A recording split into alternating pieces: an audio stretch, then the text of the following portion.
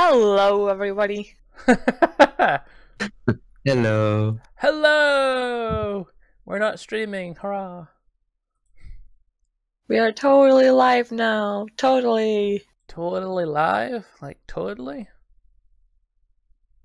There's only one way to Totally. find out. I may as well do this, because you never know. Wow. Ooh. Oh my god, look! It's us! We're live. We're watching ourselves. We're live! Oh my god! Nice. Let's just have the stream like this. Just streaming ourselves. Watching the stream. Yes. Watching the stream. Looking at ourselves. Yes, I like Nice. it. I like how you're thinking. Streamception. Oh yeah. Let's focus on the best on the stream. Us. Us, definitely. As you approach the stone face, the various ambient sounds of the alley once again assault your ears, and through them the voice speaks.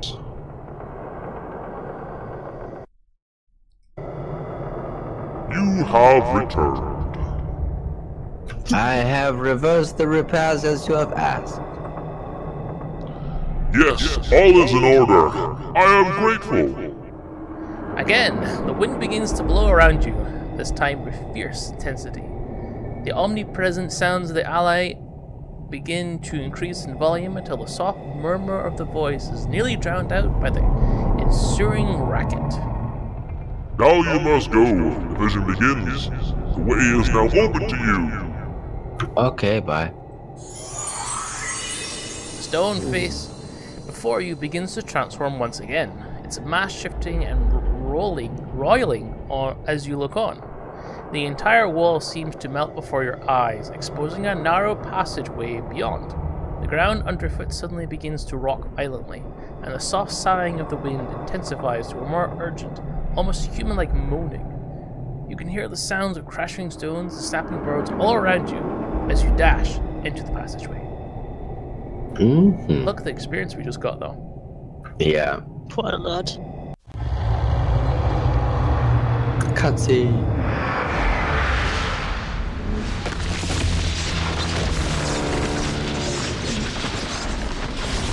Why does this remind me of Fortnite? Yeah. I mean, like the whole purple storm ambience. Yeah. Mm-hmm.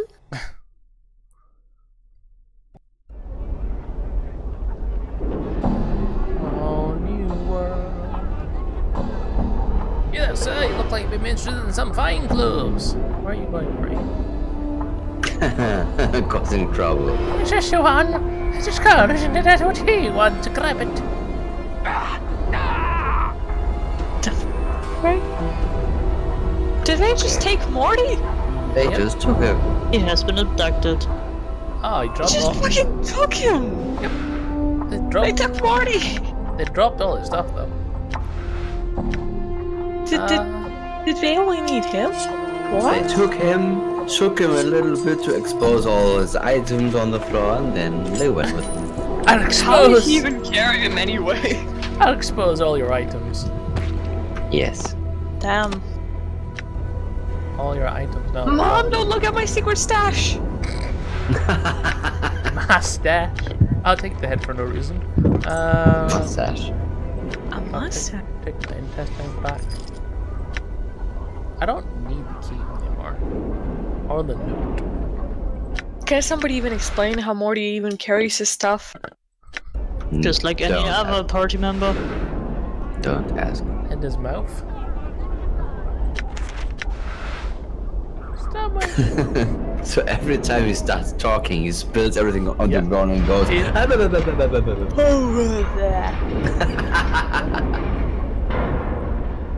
This should be a voice effect, then I could voice him properly. Yes.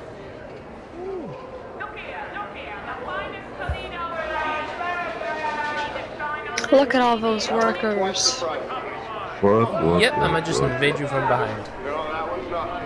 You see an older man with long white hair and withered yellow skin. He stands still despite his obvious age. He smiles and gives you a slight bow. Routine. Oh. And to you as well, Cutter. How may I serve you? He raises his eyebrows as he awaits your answer.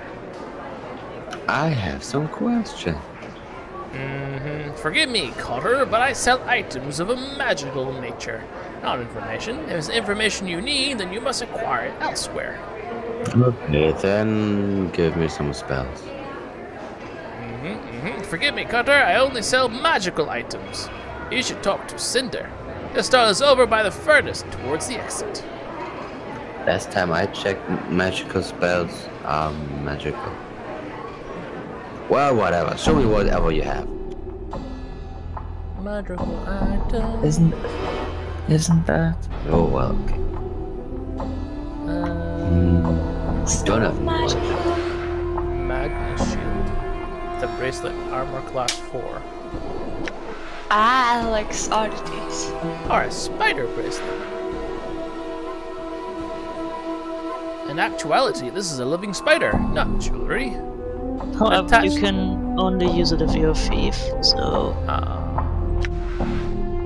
And the servant range is also red for thieves. The baby serpent.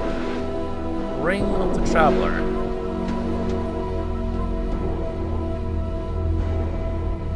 I was a traveler like you once, but then I took a ring to the hand. A ring to the... Okay. I thought you said a ring to the finger, but sure. I mean, a ring that goes on a hand is just a bracelet. Who sent Cinder? That's true. Cinder, move! You see a large, blustery merchant. He looks to be totally hairless, and his pale yellow skin is scarred as if from burns. He looks at you intently as you approach. Hello. Oh, hi.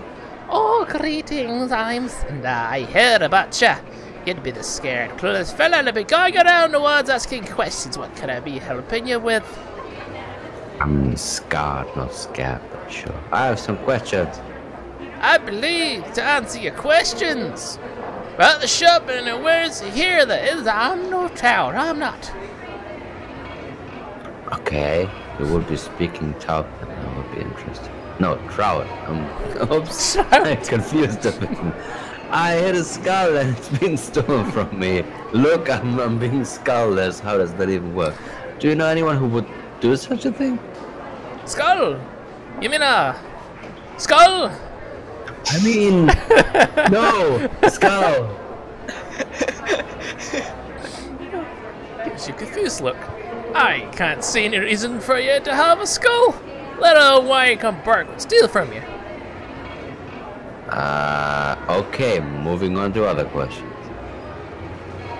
Blah blah blah blah blah blah. Tout! I had a skull! It's been stolen from me! I need to buy some weapon. Weapons? Ah, you've won, Eins then. He's coming over by the furnace. Okay, then more questions. Pitch.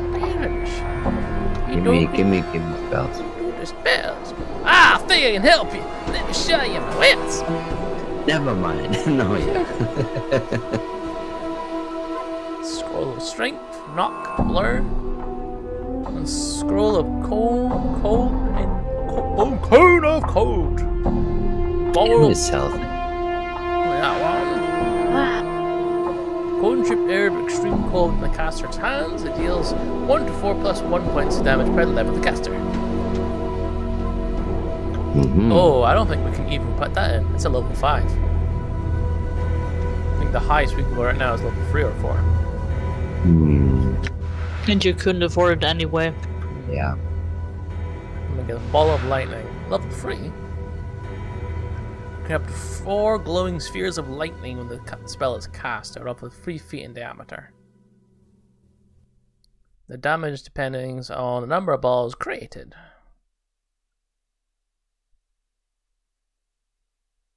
Don't have that much money though.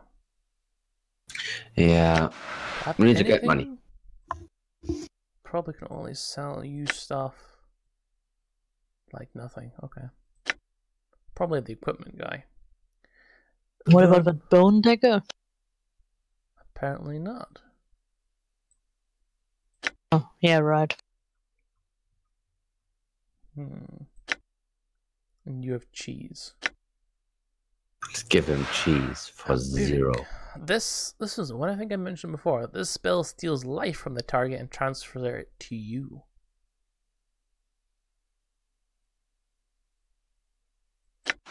Makes sense. Force missile. Level 4. Basically an advanced version of magic missile. It does 2 to 8 points of damage, regardless of saving throw, and then explodes with a consistent blast that is 1 point of damage per the level of the caster. Shroud of Shadows.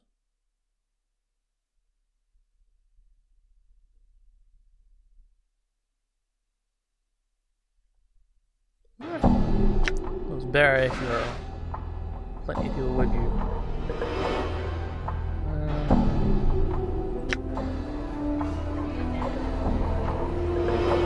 Nope. So maybe you then? Yep. Probably let me sell me. Okay, well, all the way around the corner, and yep.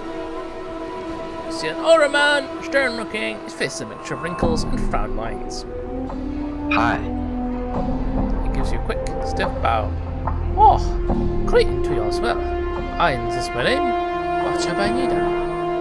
I have some questions. Oh, I reckon I got the time to talk to chat. What you needed to know?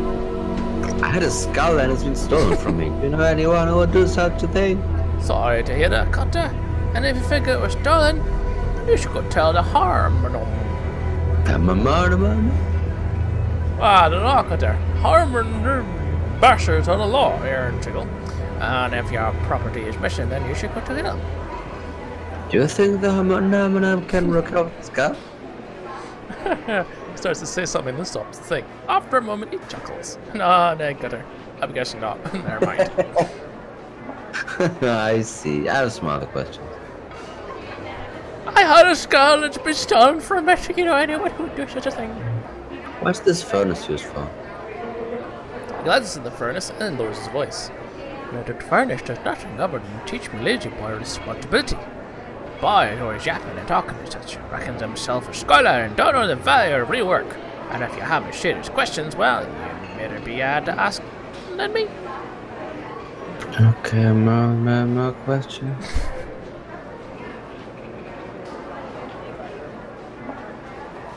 Weapons?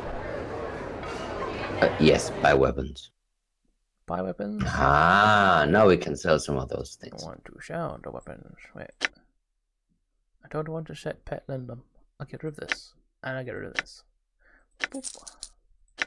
And I can't sell my cheese. You probably can buy all the bracelets and stuff. That one's nice. Yes? No? Not charm, but not the golden ring. So who could? Maybe also the guy who sells the spells? Ask him about magic stuff? No, I don't think so. Yeah, but at least he will point you to the right direction. We didn't have the options to have those things. Free. Yeah, we did that. Do it. We need to buy some magic items. Yes. What? Hey, like, oh, okay, that first guy. Okay. But we're talking about jewelry. That's not necessarily the things we didn't get out yet are not magic.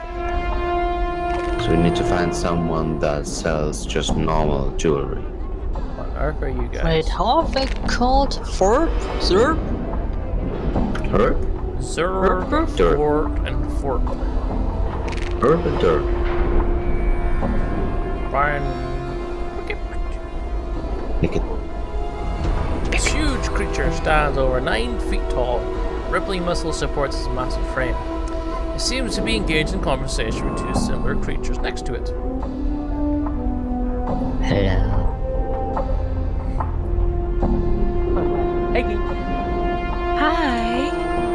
like to be Zerb?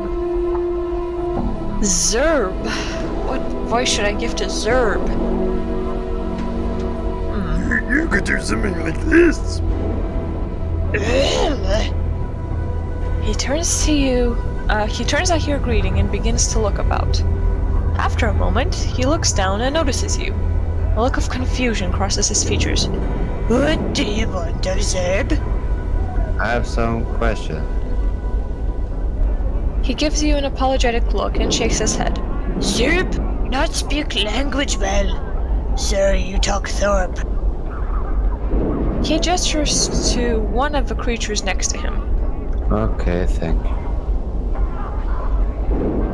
I talk like this.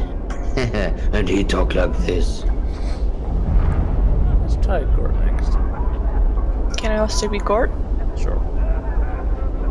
I think I should give him a very clear voice. So. Greeting. He turns at your greeting and looks down and at you. A look of confusion crosses his features. Good great small one. I have some question. He gives you an apologetic look and shakes his head. Good not speaking well your talk. Sorry, you ask Thorpe. He gestures to one of the creatures next to him. Okay, bye. Talk to Thorpe. This Hello. creature is huge, standing over 9 feet tall. Rippling muscles support its massive frame. As you approach, he leers at you and laughs. And laugh, and laugh, and laugh. He looks down at you and gives you a friendly smile. What you want, Smalley? Whoa. I have some questions, Biggie. You got question. Maybe Thorpe got answer. Smiles at you. Who are you? He smacks himself in the chest with thunderous blow. Thorpe! He raises his arms above his head and shakes his fist at the sky. Mighty warrior Thorpe! All Thorkala are mighty warriors. Sound like Trump, but that's fine. He places his fists on his hips and glares at you. Who you?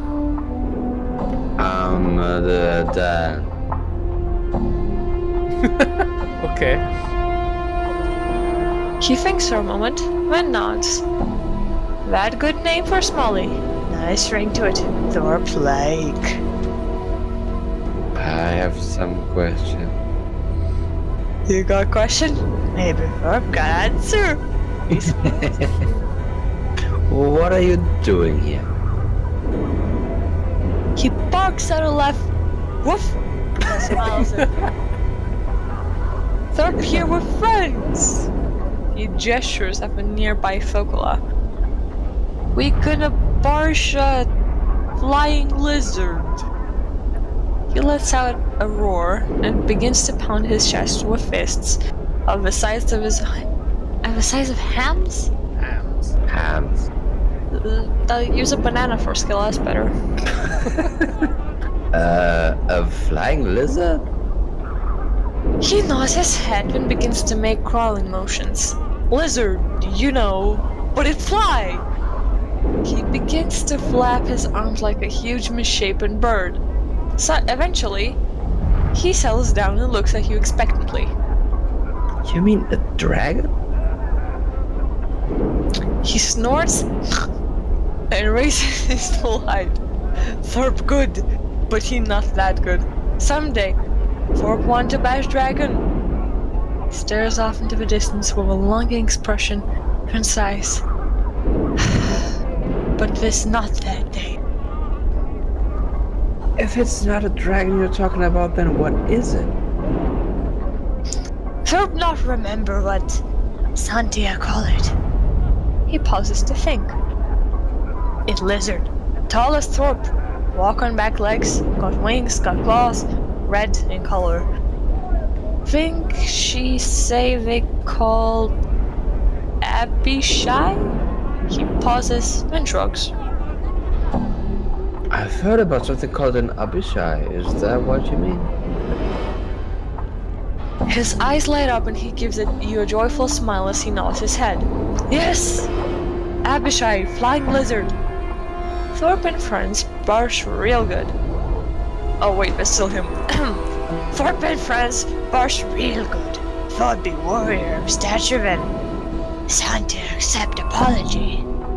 What's this about Xanthia and an apology? Thorpe take friends to tavern last night. Thorpe gets stinking drunk. Fall on Xanthia's table. Spilled drinks all over her. He looks embarrassed. Xanthia says she'd not accept an apology unless Thorpe be warrior of stature. So killing an Abishai is supposed to give you stature?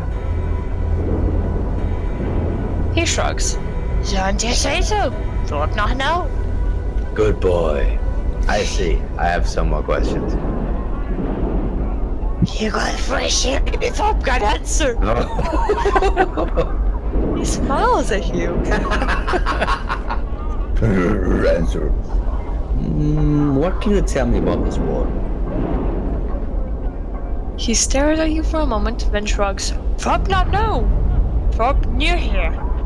He gives you a childish smile. We're here for fun.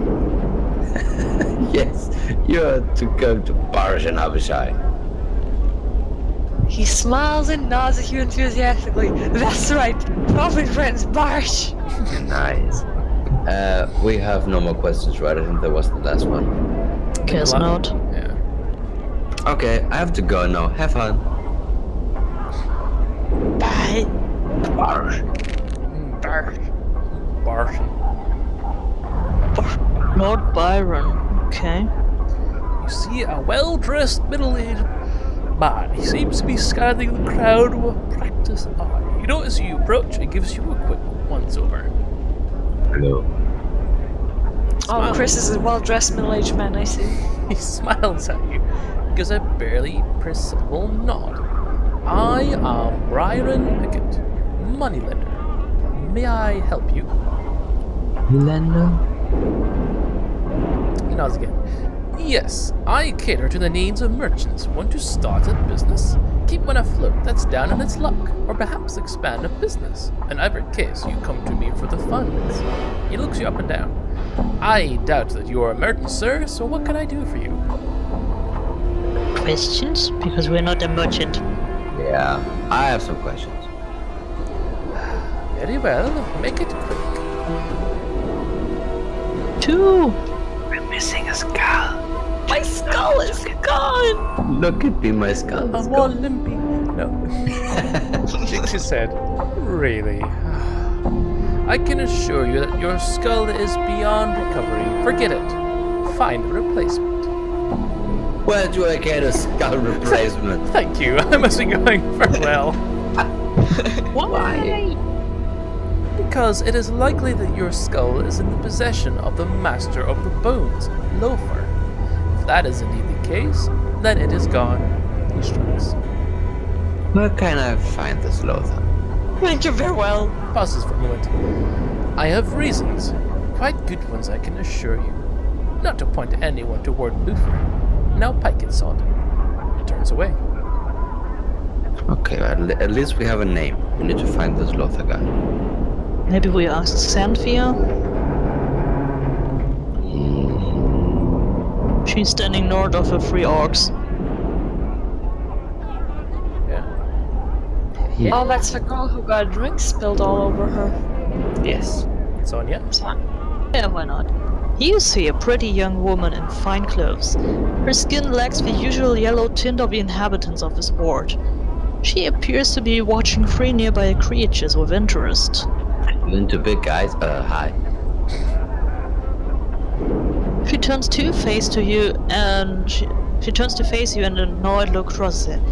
Yes, what do you want? I have some bones. Questions. Fine. Who are you? My name is Xanthia. Is there anything else you want? I have some questions. Fine. What are you doing here? There's going to be a fight and I want to see it. It should be interesting. A fight? Yeah. See the freed Focula over there? She points to the three hulking creatures with rippling muscles. They are going to try to kill an Abishai. The stupid doves. I've heard of something called an Abishai. What exactly is it, even though I talked to them before, but don't mind that. It's a lower planes creature, a Badezu, I think. In any case, Abishai have nasty dispositions, sharp claws, and can pass spells. Very formidable. Rumor has it that they can bash really good. Barsh. Bash bars. Normally, I would say yes, Focula are very powerful warriors. However, I know something they don't. What do you know? Abishai can only be hurt by magic. The Focula will be slaughtered, I have no doubt of it. How do you know they can only be hurt by magic? My husband is very high in the harmony. The gods are trained to deal with creatures such as Abishai. That's how I know. My husband told me. Why don't you warn the guys? That's mean. Why should I do that? I'm the one who suggested the fight. Hang on, can I bet on the Abishai? What? My husband tries to better his social standing with his underlings by drinking taverns. Last evening, he forced me to just such an occasion.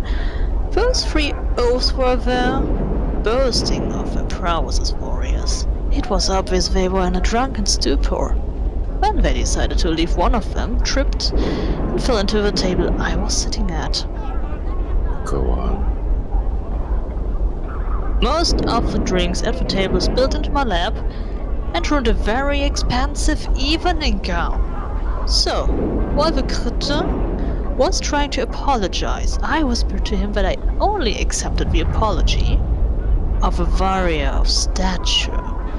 If he were such a truly warrior, he'd be able to defeat an Abishai in hand-to-hand combat. You're going to get them killed because they ruined the dress.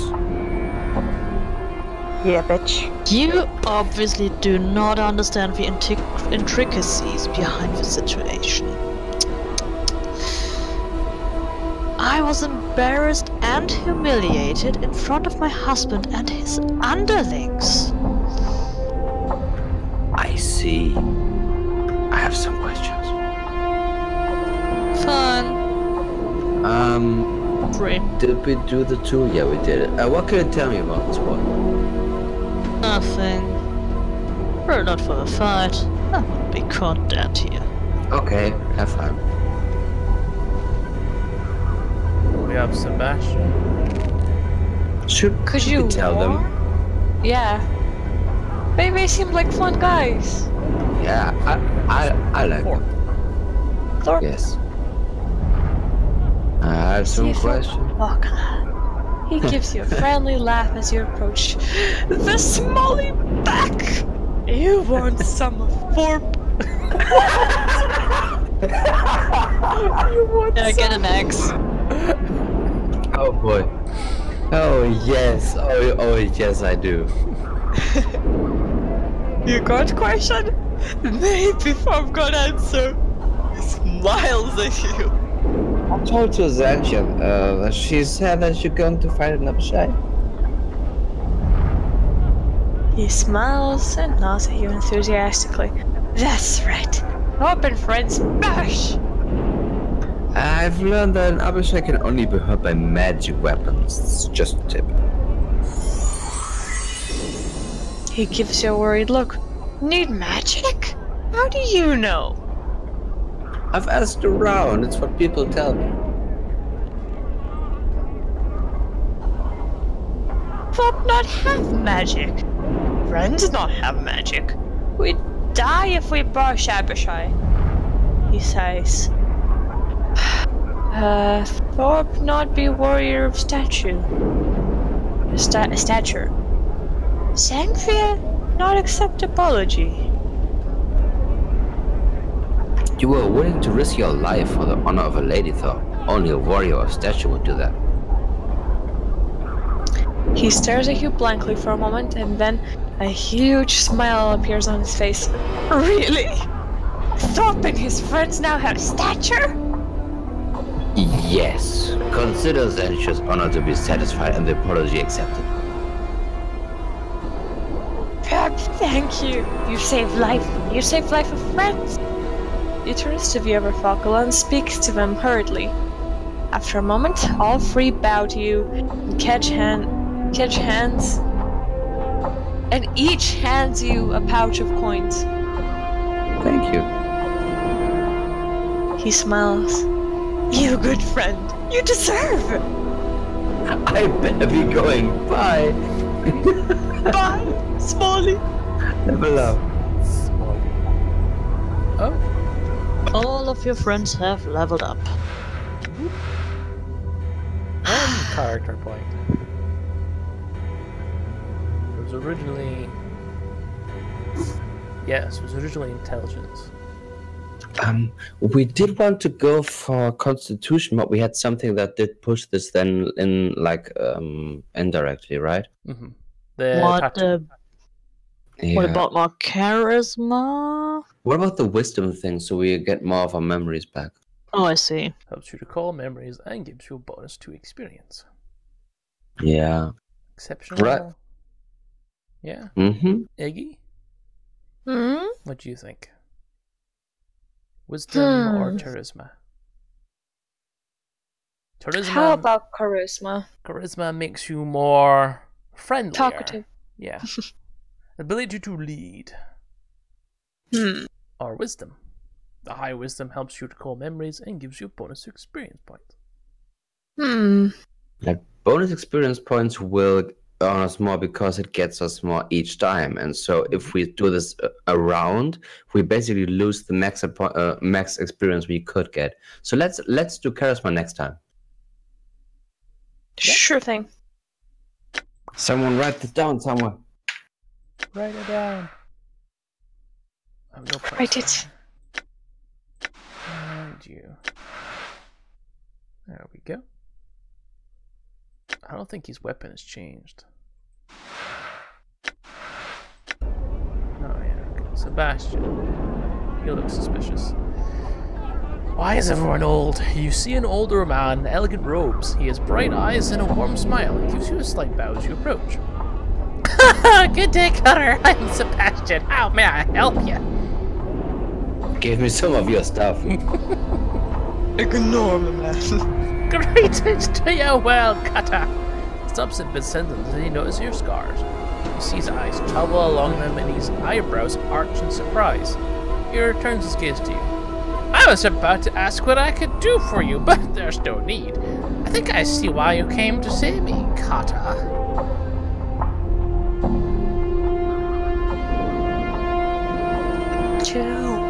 I would like to know what he does, not like in this kind of way, but sure. What are you trying to say? You can help me with these scars? He smiles at you and shrugs his shoulders.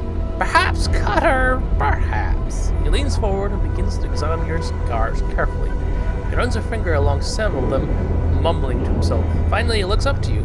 Yes, Cutter, I can help you. I cannot cure you, but I can elevate the worst of your condition. And your price? Ah, yes, the price.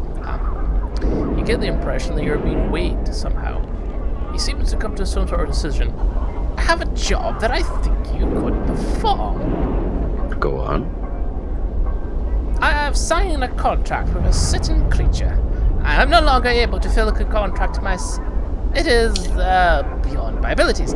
However, the creature will not release me from the contract. Instead, it has threatened me with death unless I fulfill the contract. Let me guess, you want me to solve this problem for you? Yes, I cannot do it myself. My reputation demands that I fulfill the contract or face the consequences. I am at your mercy in this regard. Will you help me? What were you contracted to do? What was that? No idea, but caught me off guard. He shakes his head. I cannot reveal that information, Kata. I am magically bound not to. That is why people come to me. They know that if I accept a contract, it will be handled with discretion. How should I know what to do if he doesn't tell me? Whatever. What kind of creature are we talking about? An Abashi named Grusuk Kata. Pauses to gauge your reaction. I know this is a difficult task, but one I think you can handle also. The reward I offer you is great. He gestures at your scars. I see. An interesting proposal. He looks you hopefully. Well, what do you do it, Kata? Sure, right? Yeah, give me the details. He smiles at you and gives a sigh of relief. Thank you, Kata. The creature is an Abashi named Grusuk. You'll need a magic weapon to cause it any harm. So check with some of the shops if you do not own one. A spellcaster can harm it as well. Grusuk can be found to the east, beyond the siege tower. A siege tower? Yes, over beyond the market there. Damn thing just appeared one day, several years back. No one knows why, and no one seems able to get inside it to find out. I see. I have some other questions. Ask away, Kata. Who are you? I'm Sebastian. Major Thoughts.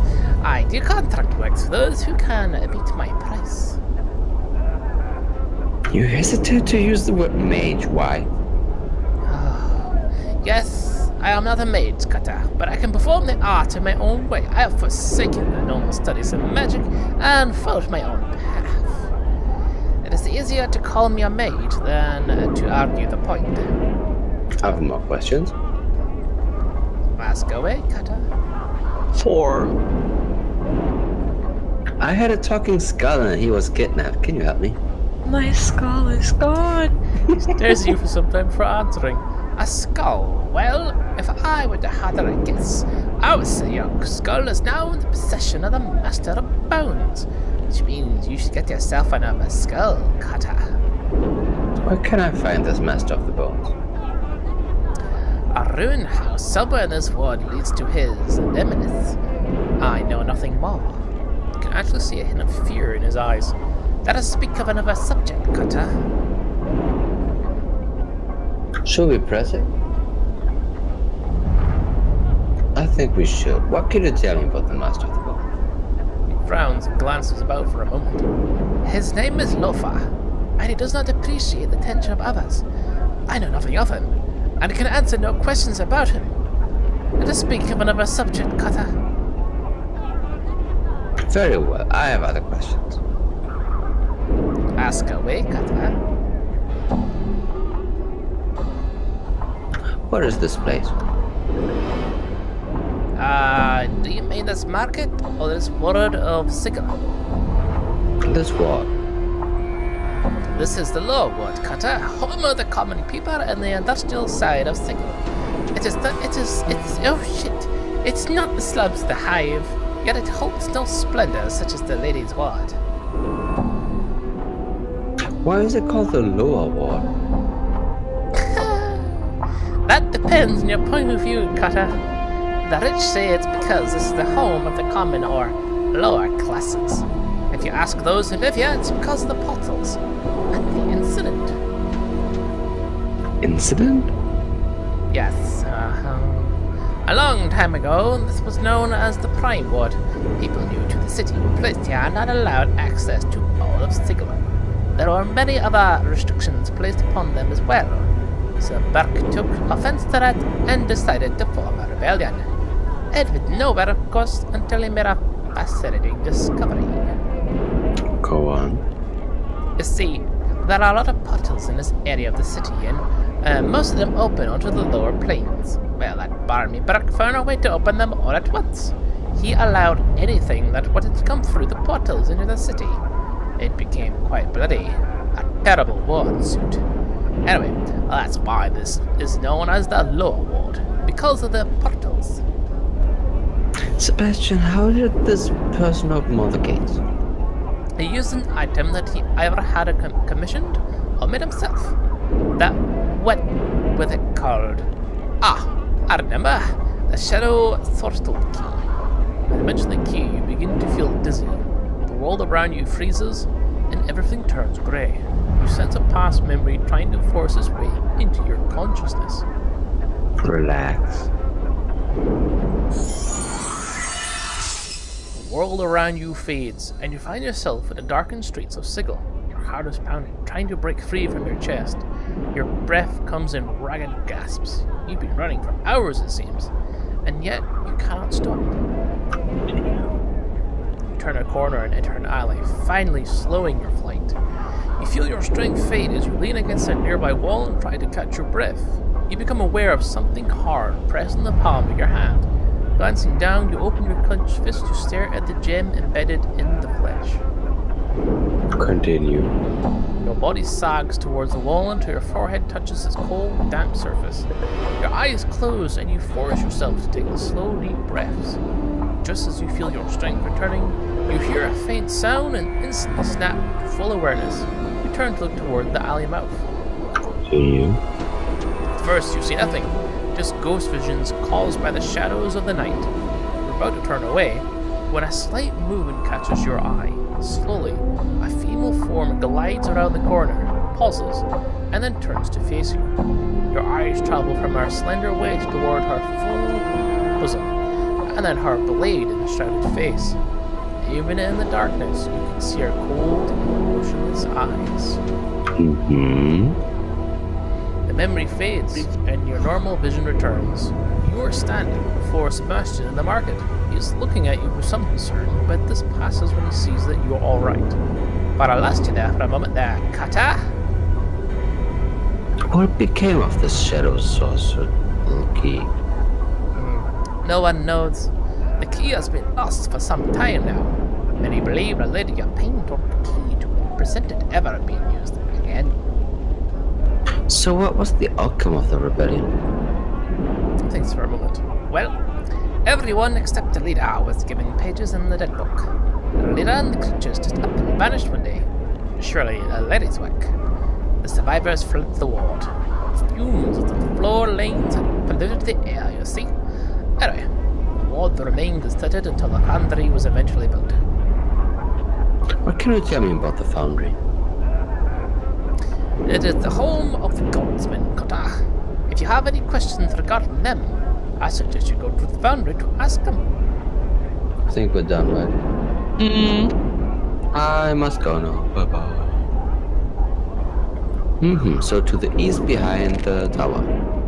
Give me a second, I'll be back soon. Does everyone have magic attacks? No. She doesn't have any, Anna. I think Darkon's blade is magic based, though. We maybe could buy something now for her, because we sold something. Yeah, we have money now. Nice. So maybe get her a weapon that is enchanted? What, does she use a bow? What is her class even? She'd be thief. So I was assuming it's a bow, or maybe a dagger. Be right back. I think it was Ainz, wasn't it? Magical weapons. I think so.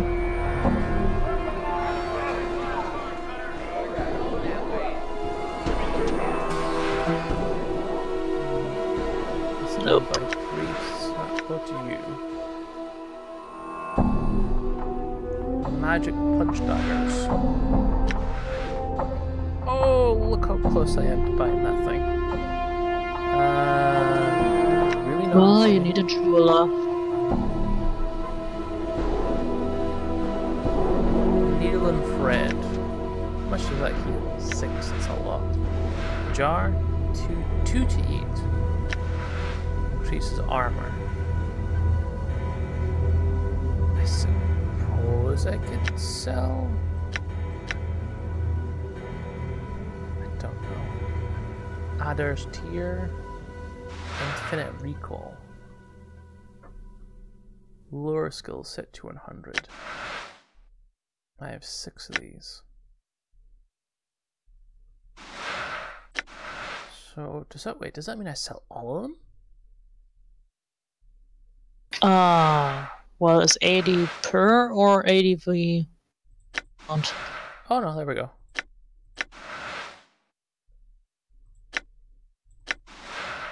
Choose your amount.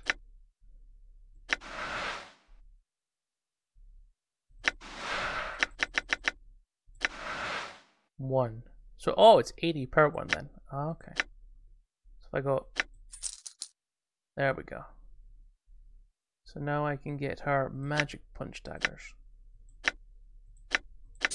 Can she use it? Yep. Nice. 24 and enchanted. And the Nameless One has magic, so he's got that going for him. So if you can carry 2 one-handed weapons?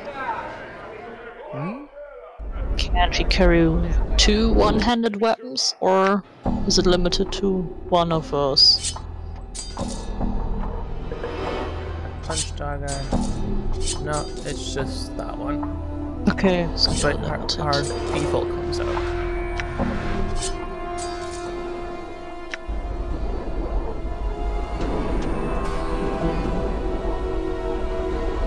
Where exactly is this bash? Whoop. Other side. Way over here.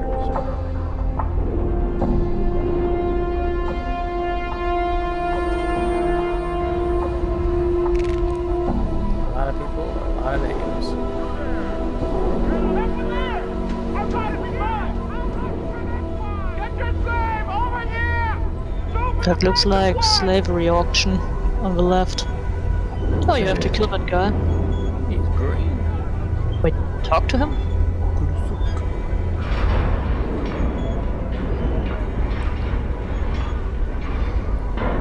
You see a reptilian creature with a snake-like body, 4 clawed feet, livery wings, and a draconian head.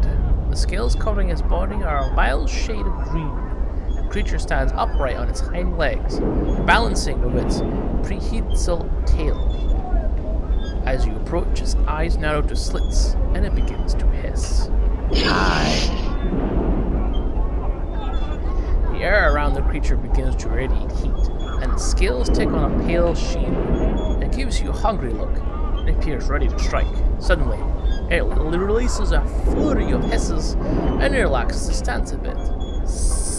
Go, Grusik no talk, told Wade. Glares at you as its tail lashes back and forth. 1. Sebastian sent me. The creature relaxes quite a bit, and the air grows cooler. It holds out a clawed hand to you. Give Grusik information. It looks at you expectantly. Okay, 3. I don't have it. I don't get it. Bye. What information? It's hard to read facial expressions on a reptile, but you are certain that Grusuk is rather annoyed with you. His tail begins to lash furiously, and the air grows warm again. No questions. Gave Grusuk's information die. Grusuk sent him the information from body. Good evening. Maybe we should just go path we intended, go for 2 and try to kill it? I think so. Actually, he's happy to kill you. Without a moment's hesitation, the creature lunges at you. Defend yourself. Whoa! Hold on. Oh, Jesus. That's a lot of damage. Hang on! Flies! Nice. Failed to it.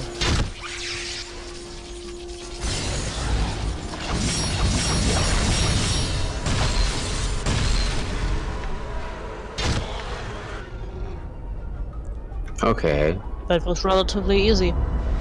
Oh, you hadn't given the slasher guy his character points. He also leveled up. I did, didn't I? Yeah, I thought we did. I did. He's leveled up again. I think so, yeah. Maybe you would like to heal yourself. It's fine. Sure, I've some cheaper. Just use this.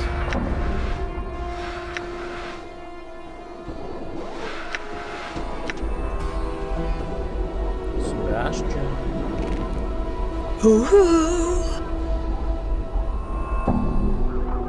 I want to tickle you. Sebastian smiles as you approach. Good day, Kata. Have you completed your quest? Yes, and I'll fix me. One moment, please, Kata. Sebastian reaches into his robe and removes a small crystal ball. He gazes into it for a moment before returning his attention to you. I cannot thank you enough, Kata. I shall live to any part of my bargain. Are you ready? Yes. It is done, Kata. Once again, I thank you. Asano, you're the less ugly, which gives you 2 charisma. 2 charisma. Yeah, permanently. That's very neat. Thank you.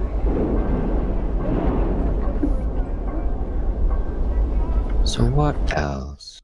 No, nothing. Just keep speaking to people. Didn't he also say that the Lothar was in an old abandoned place? Yeah. Print shop? Books or what? Probably. Go over. Or this is one of our customers owning a coffee shop. Oh my god. No! Yeah. And then No? they all decided to run in. Score for a pen.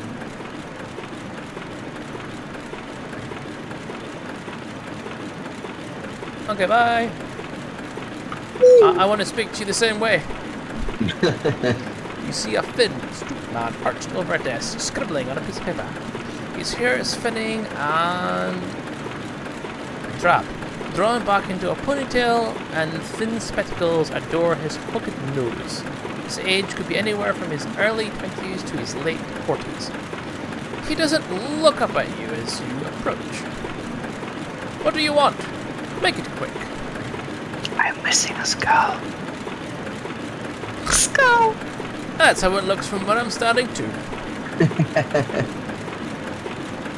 I'm serious, a companion of mine has been stolen. Then you might want to ask around for Lothar, Master of the Bones. Word has it he's got quite a nice little library of skulls. I don't know where to find him though, and even if I did, I wouldn't tell. He knows more about magic than most Burks ever dreamt, and I won't be the one to cross it. Now get out. I had a few questions. Do they have to do with work? What do you print? Books, pamphlets, handbills, words, letters, whatever.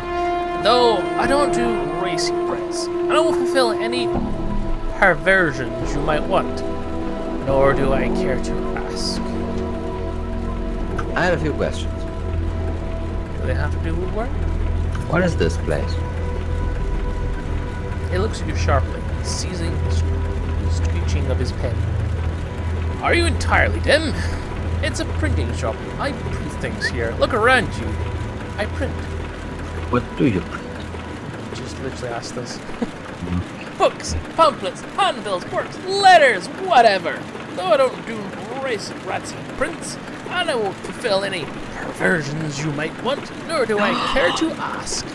There's no fanfics. I had a few thing. Are you the one who wrote this note I found in the mortuary? Well, do we still have? He He takes the note from you, looks it over, and crumbles into a ball, which promptly crumbles into ash. He looks at you levelly. Someone's been defaming my good name, it seems. Now, did you want something? Short timeout. Of what note are we talking about here? Good question. Was it like an advertisement of some sort? I want to join your group? What? It was something posing as an ad, wasn't it then? Yeah, it was some kind of ad that was left in the mortuary. And someone defaced And that's it. why he asked, is this your thing? And he went, no, I wouldn't do such a cheap thing, that's just imposter, blah blah.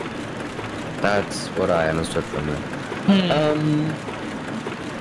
So should we try to join the group, whatever his Maybe group is? one first. Okay, aren't you worried about that defamation? Why would I be? It's just competition in Sigil. I've got a good idea of who might be too. And I've got a little surprise of my own coming for him. Can I be of any assistance? Are you truly as stupid as you look? Of course not. I'm tempted to take him on with number 2. To what? Like to tell him to not talk to me that way. Try it. Don't take that tone with me. He waves his hand, and you find yourself outside his shop.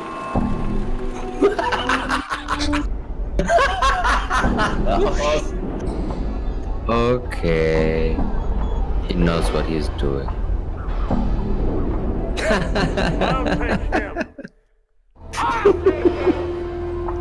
Oh, warehouse. Maybe you can sell your jewelry here. Vault of the Night World. At a portal? No. Looks like a stone face. Where the hell are you going?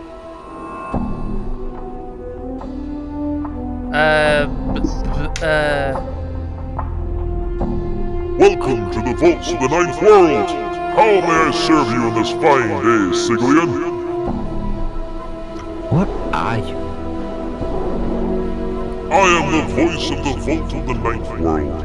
I am here to serve you, the customer. Instruct me what you desire. Your voice. Wait, is that a bank? It appears to be. Yep. I'd like to claim something.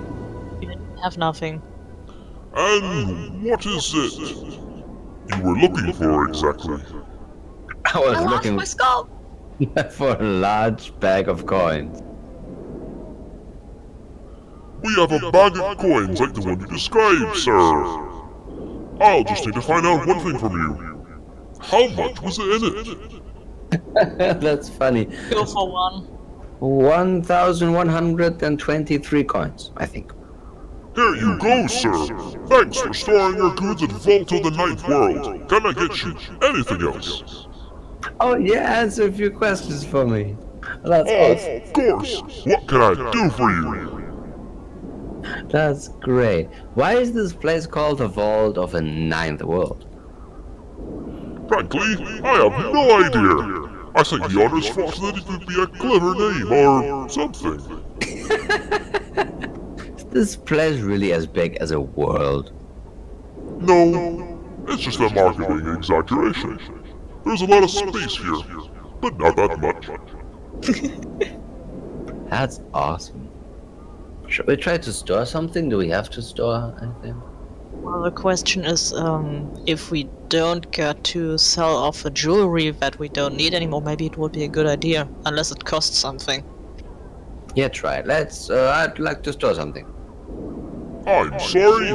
We seem to be full up at the moment. Can I do anything else for you? But I just claimed something. Can I put this to where I claimed this? Never mind. I thought this was supposed to be a huge storehouse. Well, yes. The head sounds a little embarrassed. Only we ran out of space, and there's something a little fishy going around here. And I don't know what. The gist of the matter is this. We don't really accept items for storage anymore. Okay, I think then we're done here. Hang on. My stream just gave me an error. Even though maybe no one is watching, it broke for me. Oh no. It's fine on your end. Okay. Do I have other questions? I think. No, you don't. Yeah, right. Okay. Bye. Have fun. Bye-bye. Farewell! Me and the folk of the Ninth World follow your business. Please return. Yeah, I bet. Okay, let's talk to something else. Coddle. Am I on or off? You are okay. You you see a thin, skulking man. His long, nimble fingers quiver slightly, and he has trouble in your eyes when he talks to you. You startled me. I haven't seen you around here before, stranger. What do you want from me? Who are you? I'm Connell. I work here. What is this place? He looks at you carefully to see if you're joking. It's the Vault of the Ninth World. It's a storehouse. Didn't you read the sign when you came in? Oh, no, I didn't. Thanks, bye. Hello for you. You see a hulking man, dull-faced and slack-jawed. His muscles, however, are truly a sight to behold. He regards you steadily with his dead eyes. What? Who are you? No talk to me. Talk Lena. He waves his oak-like arm at the woman's supervisor. Few questions? No, talk me! He seems agitated. Alright, alright. Whoa. Sonia? We have her before? I don't know. You see a middle-aged woman, her face care-lined and compassionate. She looks like she's led a hard life. Can I help you with something, stranger? Who are you? I'm Lena. I supervise myself at Doom. What is it you do here, exactly? This is a storehouse. I'm the supervisor. Things get stored here, things get taken out of here. Not much to tell, really. I see, thanks. But I had other questions. Why don't I... Doctor again? I'm looking for a floating sarcastic skull. Have you seen it? A floating sarcastic skull. Sorry, haven't seen one around here. If you're looking for skulls, I'd try out the bones of a knight. You look like you're into skulls, and sure as bellows hate pit fins. Love to decorate you with a few more. Thanks. Okay. You are into scars, okay. I'm into scars. Aren't we all? Well, Yes. apparently all cat owners. I know, James.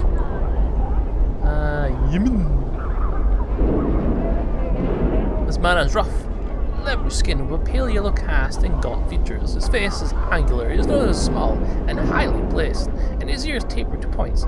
A tracery of tattoos and scars cover his body. He is dressed in strange, gaudy leathers, look more ornamental than combat ready. His eyes are like two small black stones, and they track you as you approach. Before you reach him, Dakon pauses.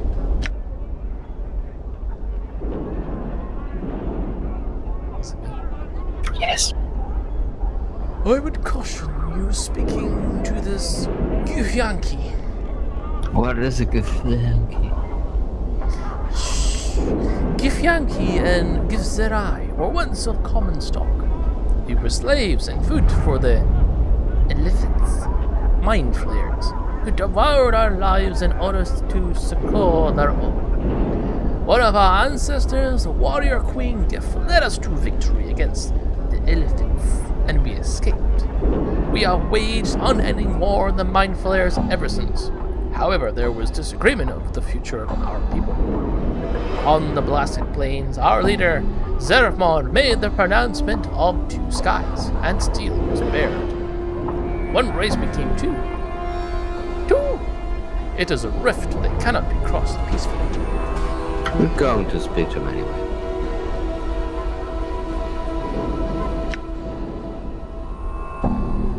The Githyanki has been watching your approach and seems to ignore you entirely. What the fuck? Takon who wills in the walls of Shackle's blood. Unexpected wording. He draws his weapon. Okay. Takon also draws his blade. Yemen! Your blood shall corrode the flagstones of the street.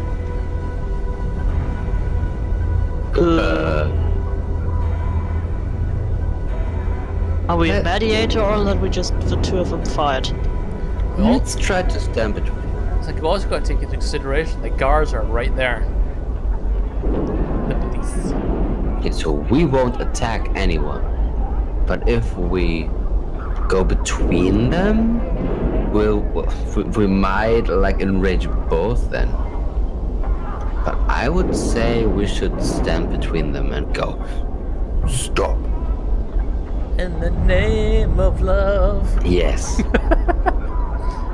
Okay. Takon speaks to you, though he never takes his eyes off his opponent. Hold fast, and do not stand between our blades. Let it go. Takon speaks to the Githyanki. Yemen! Yemen! This is not a place of battle.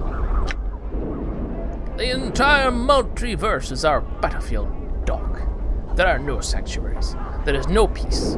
You shall die. The Githyanki attacks them. Okay. We do not attack someone.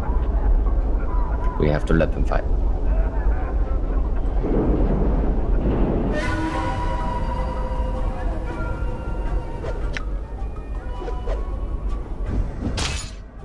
Ooh, critical. Can we heal them? Uh-oh. And now we just... Why? Why? Because they're all Githyankians, and I cannot move. Can't move them. Okay, when was the last time you saved?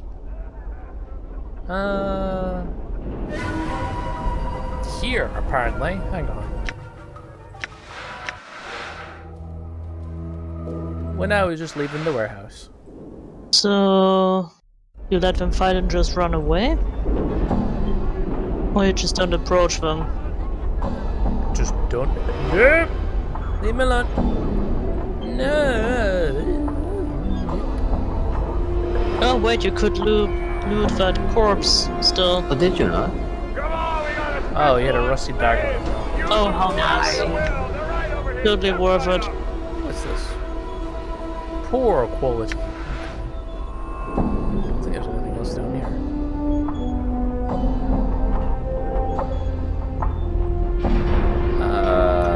Is there anywhere else that I can go? I have There's still that, I don't know, woman? The tower? Oh yeah. Anna's. Na. Eggy. Yes. Perfect. How should I voice her? Like a snake. You see a sickly Githzerai woman. She's hunched and bent, and her constant coughing is obviously a source of pain to her. She holds a handkerchief that is particularly soaking in blood, tissue, and phlegm to her face. She spies you and hisses. Hi. She stares at you and speaks a few mumbled words to Takon. Takon glances at you and he says, "She cannot understand your speech. She says she is dying."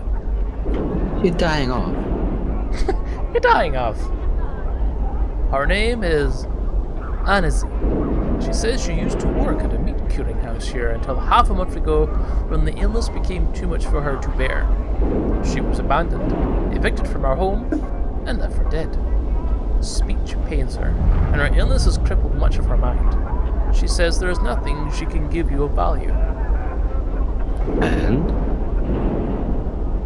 Know that she will not recover. I can put her out of her misery. That is all. As a Zerf of the people, it is my responsibility to provide an alternative. What? Why would you do number one? What the hell? If you're a sadist. Yeah. Wow. Well, I guess we'll go for 2 then, right? Yeah, I guess. And be merciful. Khan draws his blade and waits for the moment to prepare herself. She touches the unbroken circle of Zermon he wears for a moment, and her face is stopping. His blade is a blur, and when he has completed the stroke, she lies bleeding on the hard stone of Seagull Streets. Good job, let's go. And I'll just rob you. No, I'll get you that thing on you. Your journal updated.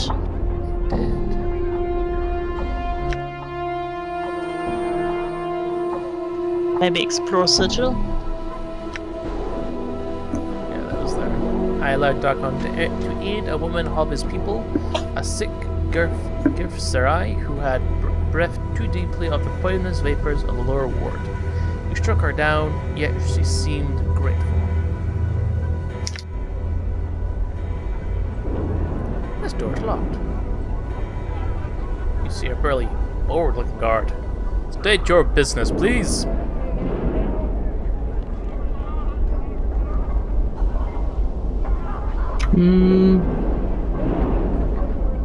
What do 2 and 3 mean? Can we do this? Is this a thing you can just do? Pick up an order in the sense if we want to do a business? Or does that mean we would have to have some kind of receipt or something that we get something? Let's try. I'm here to pick up an order. Yes, sir. May we see your receipt? I'm sure I had it on me. Yes, sir, I'm sure you did. However, until you can produce evidence that you have business here, I'm afraid we cannot offer admittance. Then I keep talking to you about different things. Very well, sir. Keep yapping. Who are you? I am a guard of the believers of the source, sir. I'll repeat what you said. What? Yes, sir. Godsmen we're called. Why? We are one of the 15 recognized factions of Sigil, sir. We believe that every being has within it the spark of divinity, neither good nor evil, necessarily, but potential to be divine. Beyond divinity, we believe there lies something greater. We believe all life has a purpose and a goal, and we are devoted to understanding what these goals are. We strive towards greatness with every step in our lives. I like the good for you. Sounds important. We believe it is, sir. Can I help you with anything else? Yes, I have more questions for you. Sure, blab away. And what are you doing? Guarding the gate, sir. Oh, right, I didn't see that. I have more questions. On you go, sir. What is this place? You are in front of the Great Foundry, home to believers of the Source. Oh, what is this Grand Foundry? Aside from being home to believers of the Source, it is also one of the largest foundries known to mortal existence. Much traffic passes through these gates. We take orders from all across the plains. Currently, we are not accepting any further orders as most of our craftsmen are either working on a new project or are commissioned for the next several months on smaller orders. What this means in practical terms is that you're not getting in unless you have a receipt for work to pick up or have urgent business inside. I need to pee urgently, does that count? So we don't have something. No, we don't have anything. No business, sorry. I'll be right back. Food. Food? Food? Oh, did we speak to Kida? A woman. I don't think so. what voice should I give her? Let's see. This woman has a yellow cast to her skin and severe features. Tattoos cover her body and she wears a long blade at her side. Her eyes are like two small black pearls. As you approach her, they follow Dakon's movements. Before you reach her, Dakon breaks in. I would have you hear me. One. Okay. It is my will that we not speak to this woman. Then do not speak. No, why not? She is a Zerf. Our wills are cross blades. We have no common ground. Do you think like... Guess who got pizza? God damn it. We had Chinese food today, so shut up. I still don't have pizza. I want pizza. Stop eating so much garbage. No, I want You are what you eat. Chinese? Yeah, Chinese. No, garbage. We got Chinese today, sure. Cool. Why did we take this Dakon guy with us? Because he's a good party member. He's Slash. I could tell him to not speak with her and we speak to her. So you go for 2. Yeah, then do not speak to her and I will.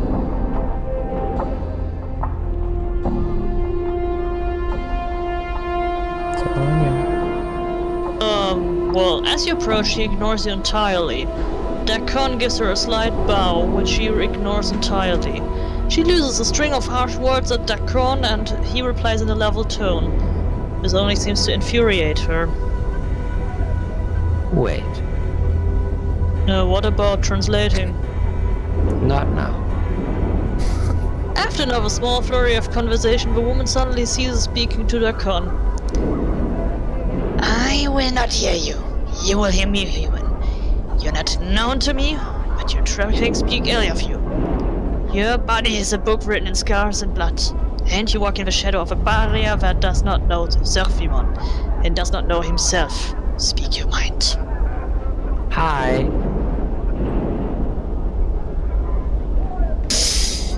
Your pleasantries are as dust. The sign of morning draws near. Time is short, human. I would know your questions.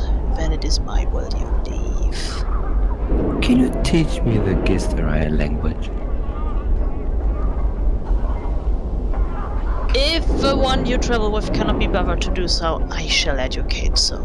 Gisteraya speech is based on history.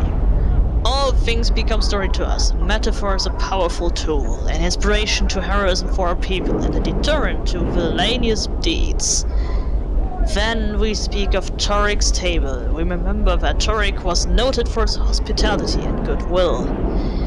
When we speak of Selkant's heart, we recall the lecherous and cruel nature of Selkant. Do you understand? Yeah.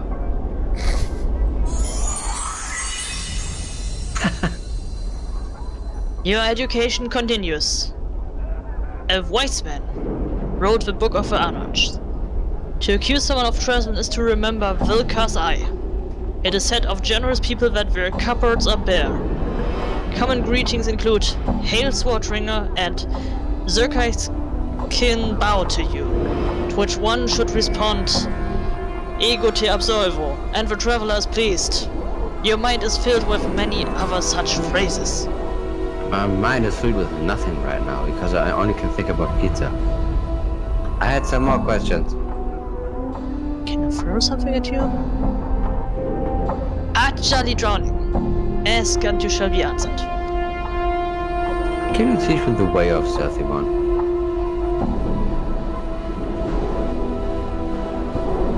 You travel with one who calls himself a Zerf and lectures me on my morality, and yet you ask if I can teach you the way? Ask him to teach you, for I will not. Maybe I will. So we're done here? I think so. I will. I don't know if it was something else. Well then check again. Calm down. Do we want to ask this in front of him? It just feels stupid. Okay, then we shall go. Bye.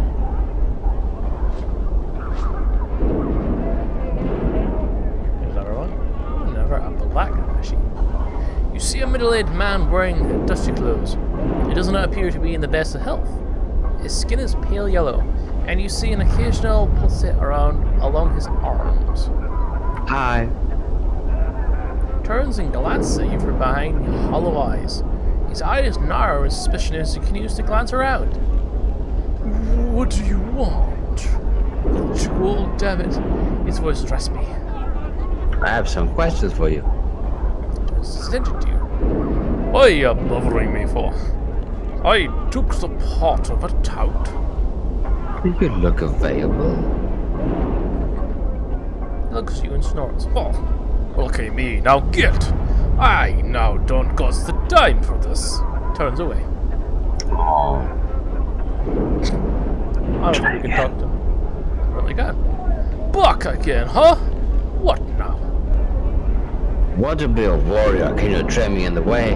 No, don't we? Okay, then I'll go. We are mages. Blah, blah, blah. Who cares? You could loot that thing over there. Did you see? No, below the Oh, this. yeah. Copper coins. A pouch. Some sort of. Small Okay, band is unidentified material. So you cannot identify it, no? Nope. You can make them for some reason.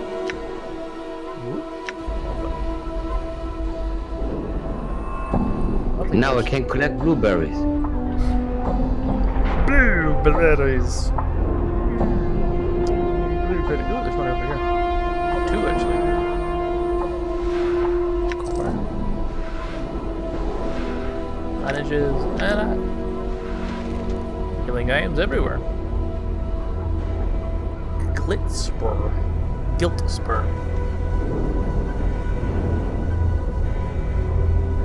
You see a florid, boisterous man. He's shouting and carry on like there's a war that's about to come through.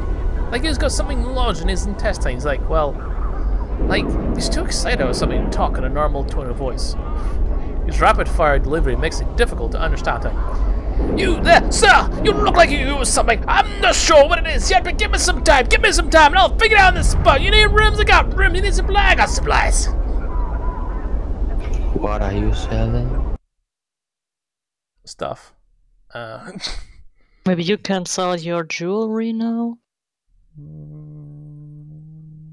don't have it. Yes. Oh.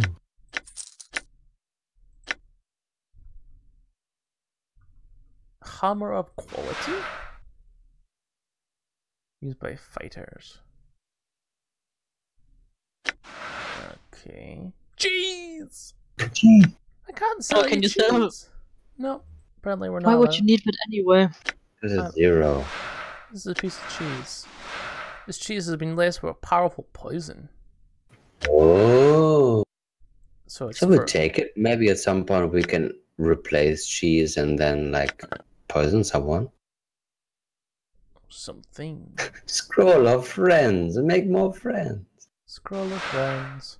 When cast, the caster temporarily gains 2 to 8 points of charisma, which could be helpful in making new friends or opening new paths. Can we learn this? I think we already have, haven't we? Yeah, we've got it. Oh, why don't we use this every now and then to be more like effective in things before talking to people? Like maybe this guy that didn't want to talk to us. Could have. It's all about timing, I suppose. I got thrown out of the live stream again. Wrecked house. It's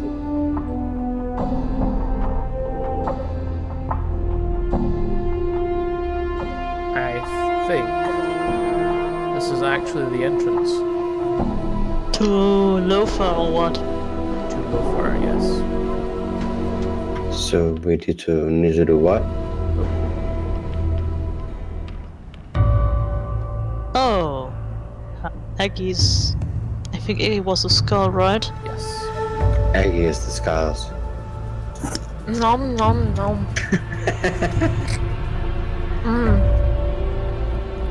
Maybe you could do a female patent that one. Picture. Fuck the powers, you're here, Chief. Always pizza. My God. Get me out of here.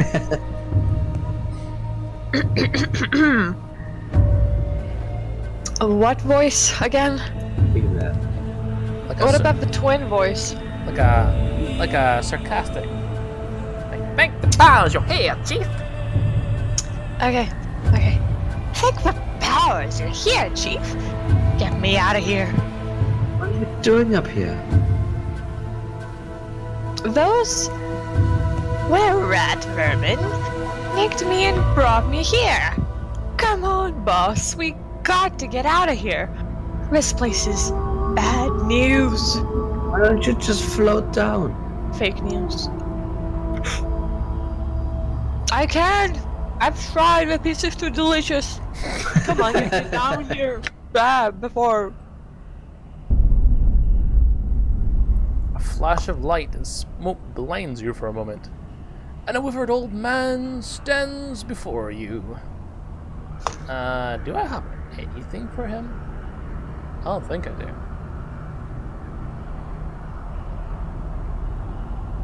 Sure, I'll do this. Have we visitors, Skull?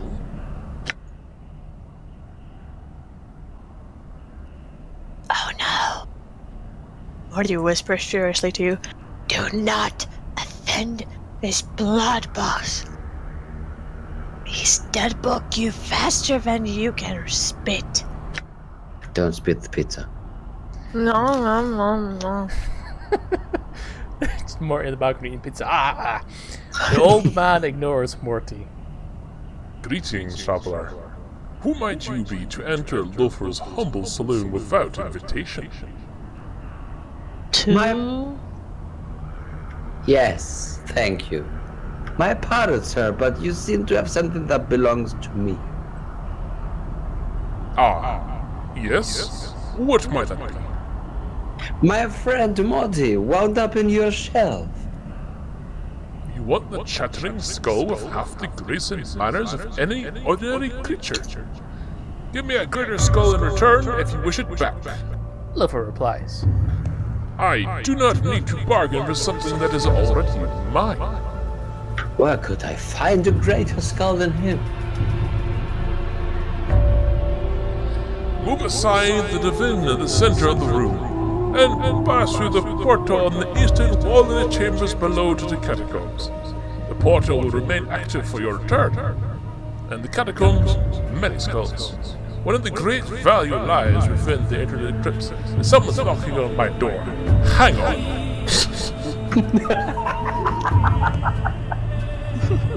I just had to share something. It's so stupid. It just hit me that if I didn't know this and watched that, I was going, hang on, why does everyone except this one guy all have a Scottish accent? They all have a Scottish accent and are rolling the eyes. It's so funny.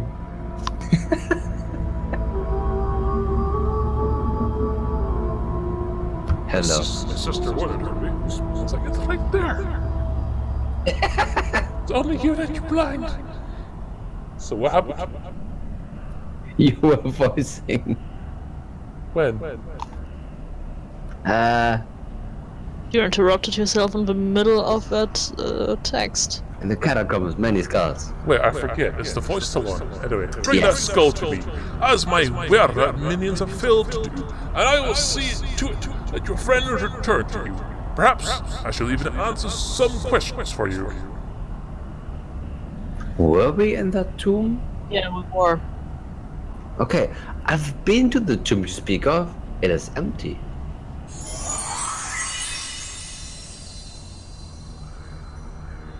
What What is the meaning of this?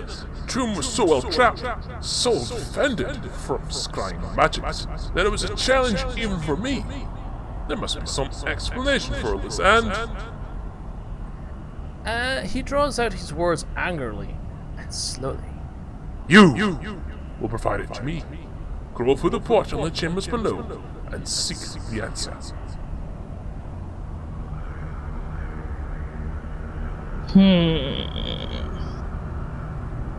3 looks interesting. Because technically, number 3 is the truth. However, should we reveal the truth to him? Maybe we should. Oh, by the way, maybe you can turn down the reverb a bit. Yeah, well, you're echoing very much when you have turned on the special voice. It's fine. So we go for 3? I think so. It was my own tomb. Your tomb? Your tomb? He eyes you carefully. We shall investigate this more carefully. Fetch me another skull then, as you seem attached to yours, and we shall see what answers I can provide. Our agreement shall be as before. Do not try to deceive me with just any bone either. I am something of a connoisseur. Return when you have something of value to me. Very well. Hang on. What about the head we have? This head. This. Oh, So yeah, goes maybe you skull. can offer him that one? Oh, it's not a skull. Well then, put it into a kettle with boiling water. Oh, this is I your just- skull. The skull used to be attached to the body before his unfortunate accident. But you cannot offer that. I have no idea. First of all, these 2 level up. 20 skill points. All right. I think we just did a overall upgrade, didn't we? Yes, Like, we did.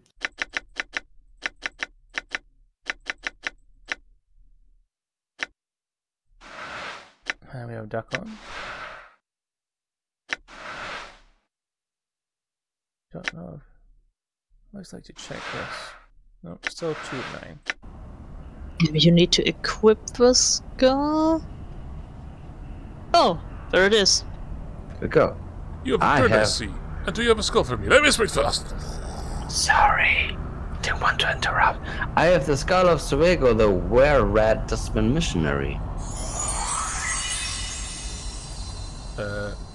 Lothar takes the head of Swago from you and examines it carefully, checking the teeth.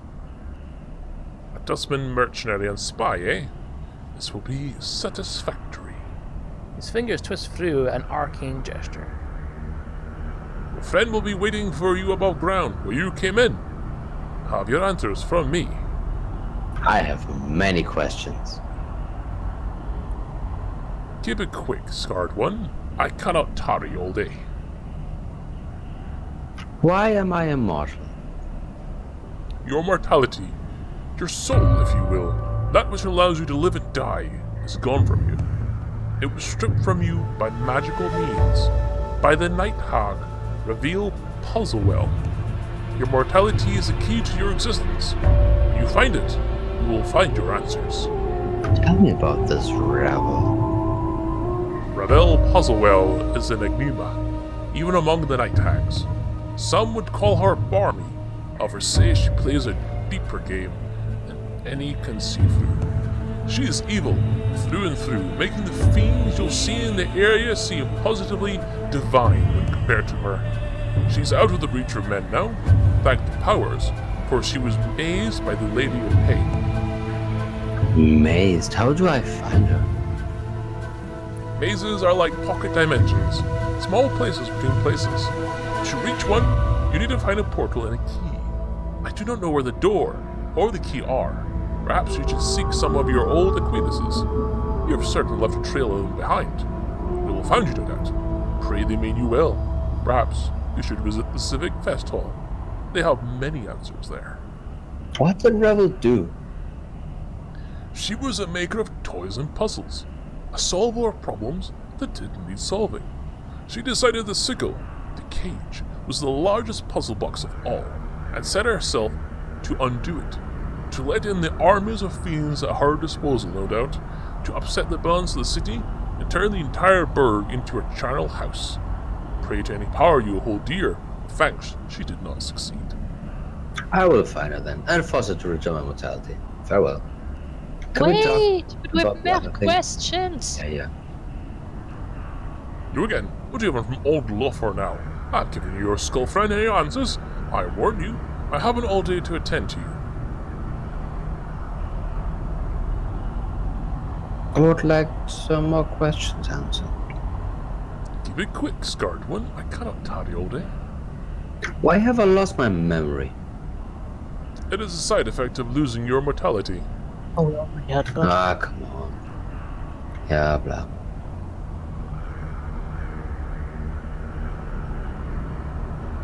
Okay, just gonna write What about the healing question we had? Yeah, I wish to avail myself of your healing prowess. Oh, buying healing. Or just healing. so it's like one-time healing? Serious or critical? We can level up. Yes. Oh, you can.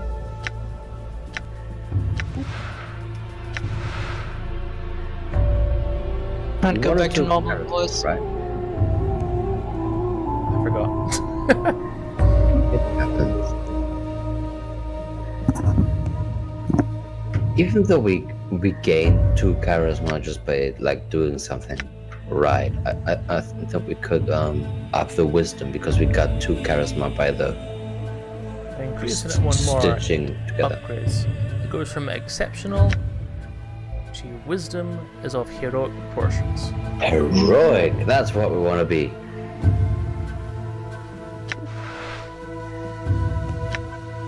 So maybe after that we Constitution.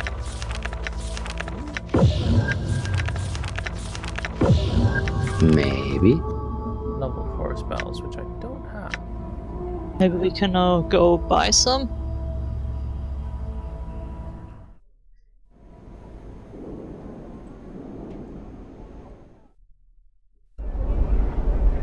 Ah, there he is. Hello. Talk to him.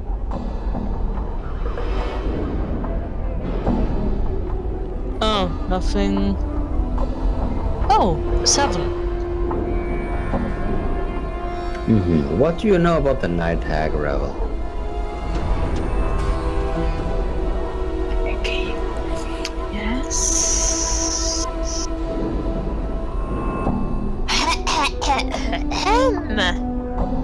Oh, she's a night hag. And she was definitely barmy enough to make you immortal of all people. I mean, she could have chosen me. Mori rolls his eyes. He has eyes. Still, anyone old enough to lock blades with a lady of pain isn't someone we really want to find. Let's check if you had some other questions, but I don't think so. What's eating you, Chief? I think we're done. Or we could try to ask him again. Maybe with the charisma we have, we will answer the question properly about why didn't you tell me about that extra line of tattoos on my back, number 4?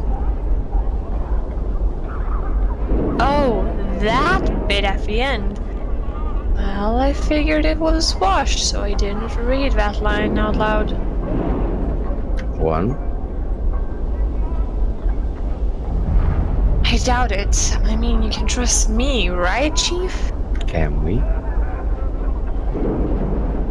No, come on. What's your problem, Chief? I haven't steered you wrong yet. Yeah, I think we had this talk.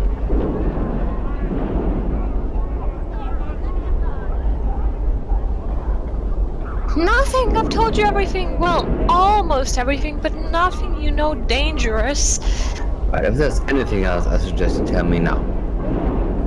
Chief, seriously, there's nothing else. I wouldn't hold out on you. Hope not. Let's go. And you fly. So, Lofar has suggested that I visit the Civic Fest Hall and search for answers to my questions about Ravel Puzzlewell. Let's do it. And find the Night Hag, Ravel Puzzlewell. Coffin Maker to the upper ward? A coffin maker. Yep. Do you want to have one? Well, I guess a normal person would suffocate in there, but what about him? Armies and infantry. Oh wait, can you loot that coffin? You probably could, but then you see us tall, slender man. It's Slender Man! No, with a glassy-eyed expression. He seems engrossed in some tale that the shopkeeper is relating. Occasionally he nods his head, but makes no comments of his own. Hello. The man turns slightly at your greeting, just enough to acknowledge your presence. You notice that he's a little pale of complexion, and rather gaunt-looking. He is giving you a black stare.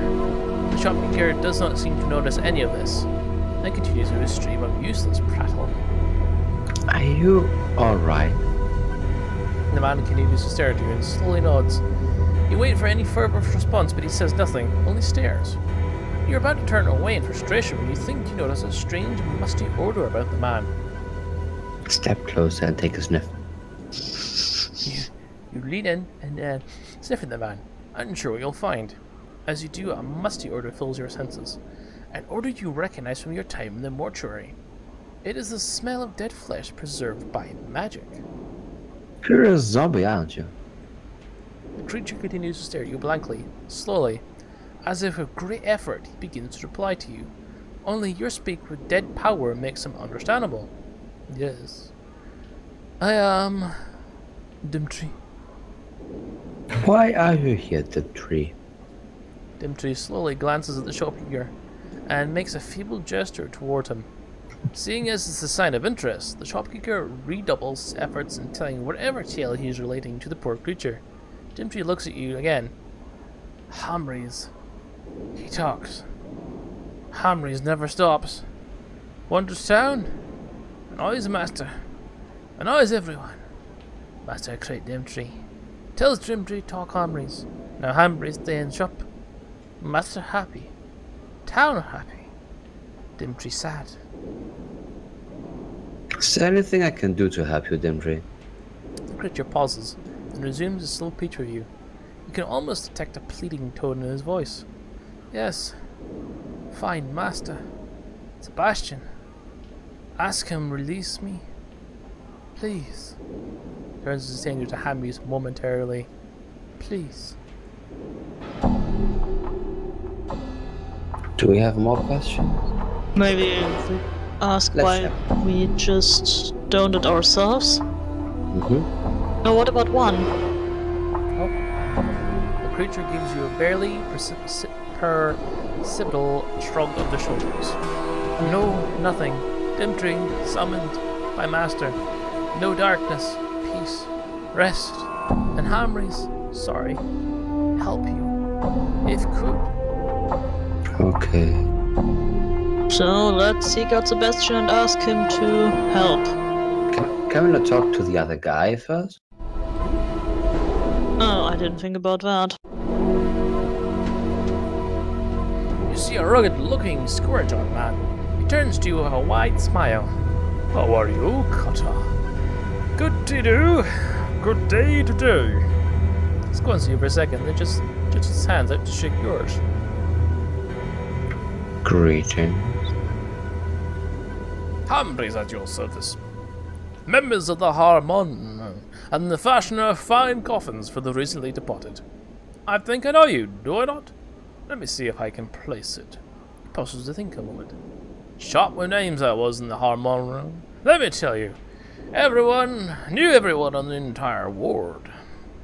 We shouldn't lie then, because we might remember that's not us. I have some questions. Ask away. Who's your friend here that you're talking to? Glanced at the customer. Dimtree? Like you didn't consider the fellow before. Quite. Doesn't say much, do you, Dimtree? Dimitri doesn't respond, but simply gives the same blank expression. A few seconds later, he nods. Harmer shrugs. Turns back to you. Wandered in one day a few weeks back. Been a regular ever since. He hasn't bought anything, but it doesn't cause any trouble, so I let him stay. Seems harmless enough. You see, when I was serving the harbor, part of our work was to take people under our wing. Give them a little shelter from the chaos of the streets. Get them spruced up. Do you want to tell him? I don't really want to. Then we just leave him and go to Sebastian. Yeah. Let's go and go to Sebastian.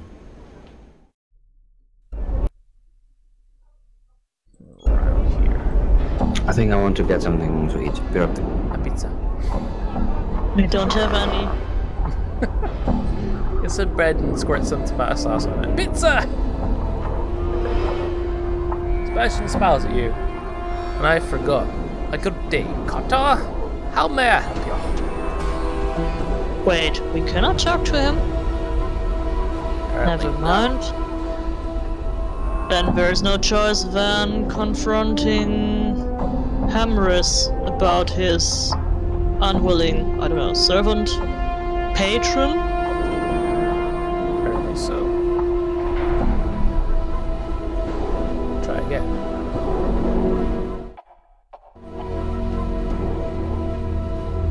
You help, please? You find Oh. Sebastian. Release me. Oh, we will have to agree. I think otherwise the dialogue option won't pop up. Then we say, yeah, I help you. You can almost sense a feeling of relief emanating from the zombie. Dimitri, thank you, friend. Where can I find Sebastian? The creature pauses. Not know the nimble voice. Give order be here. Walking harmless, nothing more. Sorry. I see. Very well. Well, we know exactly where he is. So try again.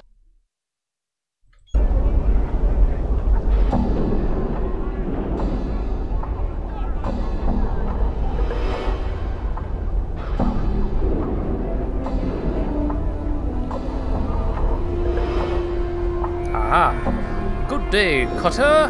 How may I help you? Actually, I want to talk to you about the tree. Stares at you for a moment and then sighs. What about Dimitri, Cutter? He wants to be released from his curse. He gives you a surprised look and waves you off. I find it hard to believe, Cutter. Dimitri doesn't have mental power to desire anything. Did that idiot Hamries put you up to this? I think we should go for one. Think about it, Sebastian. Hammers doesn't know Dimitri is a zombie, let alone who created him, right? He sighs, and he seems to be deep in thought. Yes, you're right, of course. Hamri should not have been sent here. I guess poor Dimitri is more aware than I intended. A boxing me for my stupidity. So, will you release him? He looks at you for a moment with conflicting emotions crossing his face, sighs and throws his arms up in expectoration. I cannot. Sorry. He gives you a pleading look. I want to, mind you, but I cannot. I fulfilled a contract by creating Dimitri, and I cannot break it, right or wrong. I am a man of my word, and by repetition demands it. I think 2 is not a good idea. So, 3 or 1? Do we want to go for 1 because we have a lot of charisma?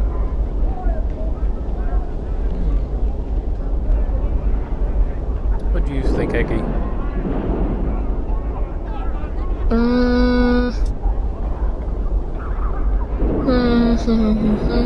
I would say 1.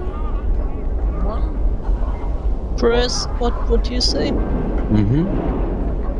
What it is? That would be difficult. He turns and begins to look through a nearby box.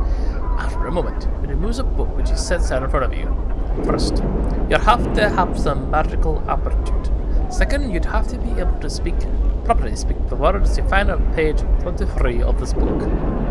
Go on.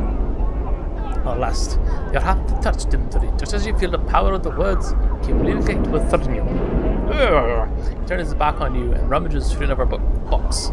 I couldn't allow you to read the book, however. It would be a tantamount to I breaking my word through the actions of another. continues poking through the box, ignoring you. 1, right? Or will that anger him? I don't think so. Why would he give it to us? It says, I couldn't allow you to do that book, however. It would be tantamount to my breaking my word to the collections of River. What does tantamount even mean? DickCC, where are you? Tantamount. Oh, it would be equal. Cause. Okay, equal. So, well, we could also try to persuade Hamrus, right?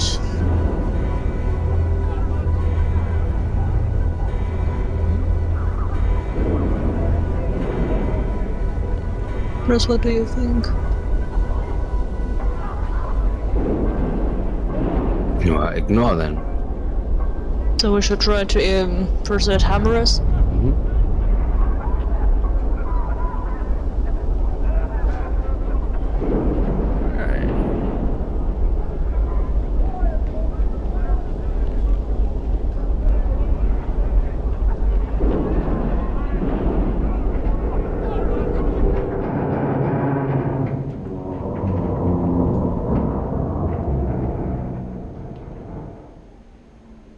No, there's no options there. It was Hamrus. We had an option with Hamrus.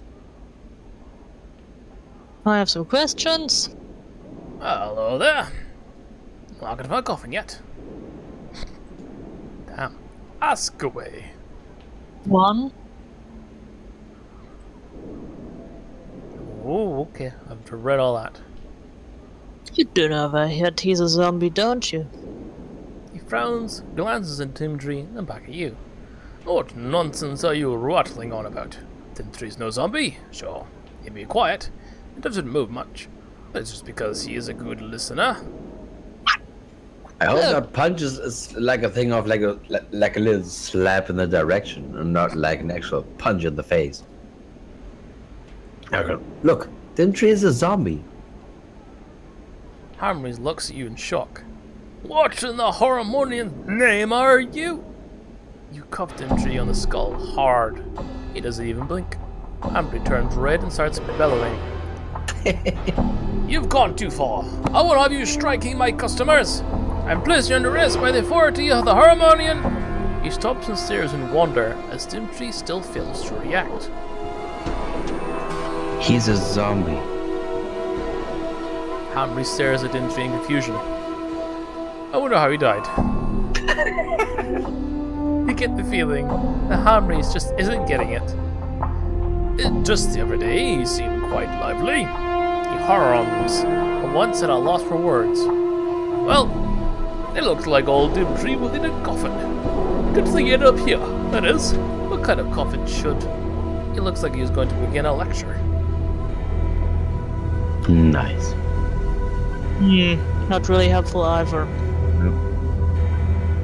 Questions? Anything? Okay, no. So, I think we have no choice but stealing the book.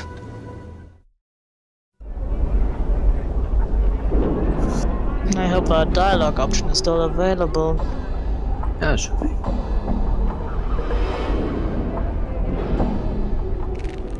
Or what about that option with maybe we can ask for contractor?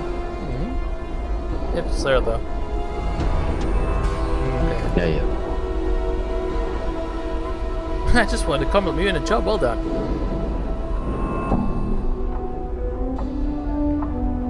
Okay, this one, yes.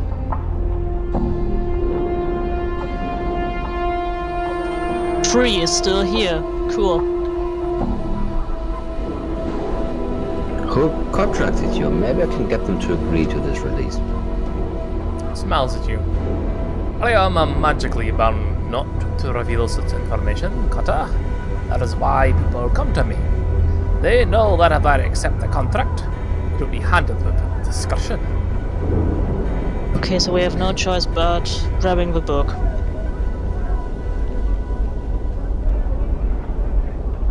Yeah, okay, so let's go to the one again. One. That's very difficult.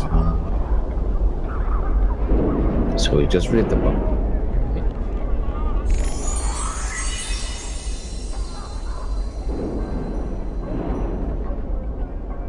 I guess now we go back and release him.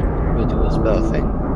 I mean, if he didn't want us to release him, why did he give us so clear instructions like go to page 23 of that book? That's the thing. It makes no sense. He's not allowed to tell what their name is or their intentions and things like that. Mm-hmm. But he can like guide you in the right way without specifically telling you what it is. Dimtree faces to turn you slightly as you approach. You can feel a sense of expectation in the air about him. Alone yawning.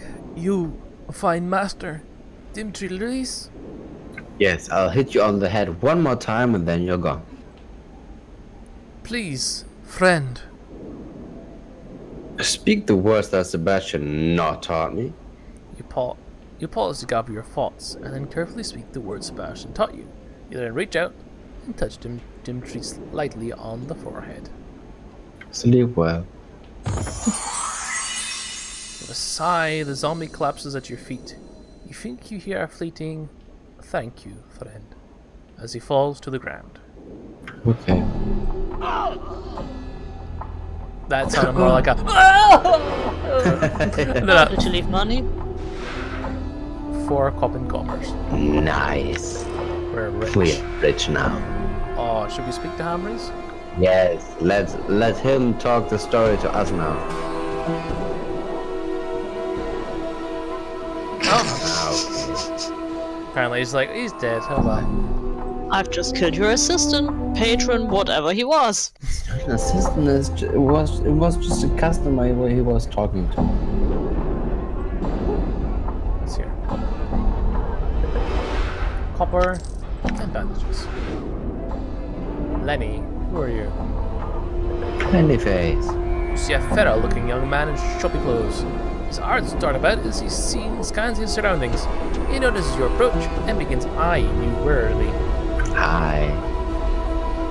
He looks you up and down and glances about, returning his attention to you. He gives you a wicked grin. Oh, you'd best have a good reason for disturbing Lenny, Beck. I have some questions. Ha! I ain't no tout. If you got questions, go find one. You'd best push off before I have to bleed you. Risk it?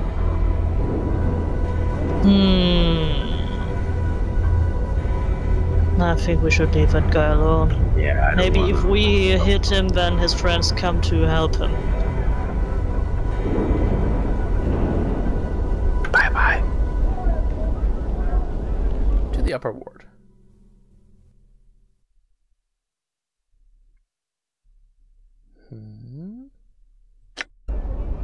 Oh wait, this is not to the upper ward?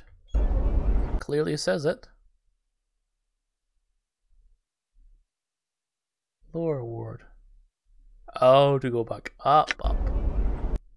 Wouldn't it be this one then? Wait, was it the clerk's ward? Maybe, I don't know.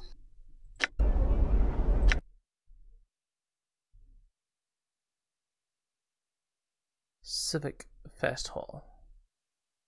Hmm. So there's nowhere else here. Warehouse, print shop, the siege tower, a wrecked house, marketplace, the pawn shop, the alley of lingering sighs. And we've never actually been to Clerk's Ward, so we could try it. Yeah, why not? Sure. Travel. Oh, it's dark now. Spoopy. Still got these officers here. I'm a normal officer. Dolby's messenger. Sir, can I have a word with you? A slender young man approaches you wearing a somewhat worried expression. 1,000 pardons, sir, but I'm looking for a certain man, and I think you might be able to help me. Sure, I know all the men. I am a messenger, sir, who seeks a man it's said cannot die. A scarred man for whom death is nothing but the most trivial of annoyances. You match the admittedly vague description I was given, sir, and I'd wondered if you were he. Maybe. 83. I am the hire of a wealthy nobleman. Dolby Sirma, sir. I'm the man you're looking for. He nods and bows deeply to you. A message for you then, sir. Mistress Jolmi of the House of Sirma, a lady of high standing, has sent me. Mistress Jolmi would meet you in the Civic Fest Hall, where she would make a proposal, of which I know nothing, to you. Should you choose to seek her out, she wears green silks, trimmed with gold, and has hair the color of blue steel. That is the extent of my message, sir. Farewell. Wait, where's the Civic Festival? I was going there anyway. In the northeastern corner of this part of the clerk's ward, sir. 'Tis a large structure, and should be easy to spot. Farewell now, sir. What a coincidence. A brothel of slating intellectuals. Oh yes, that's where we'll go. So you want to have some fun, or do we go for that festival first? Does it give us any benefits? Eggy, where would you like to go? Candy Mountain. Candy, you really want to go in? Okay. To the brothel. Let's party. Hang on, I bring women, so that's a good thing, isn't it? Fall from grace. Hi, Grace. Who would like to do this one? Me? Eggy. Sure. What kind of voice should I give this one? Maybe this one can talk. Like, Elegant, English-like. sure. Before you is a stunning golden-haired woman, dressed in azure,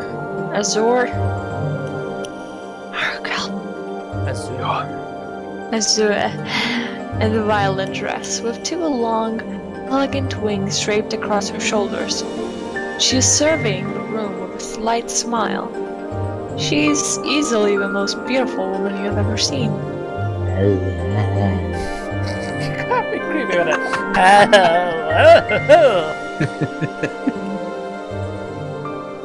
The woman turns as you address her. She takes your measure, then nods slightly. You notice her eyes are azure, the exact same color as her dress. Well met, traveler. She reaches up to brush back a stray of long golden hair, a stray lock of golden hair. How may I help you? Who are you? I am called Fall from Grace. She studies you for a moment. You're new to Sigil, are you not? Far from Grace. That's an interesting name. She nods. I am pleased that you like it, but I'm sure that you did not come all this way to me.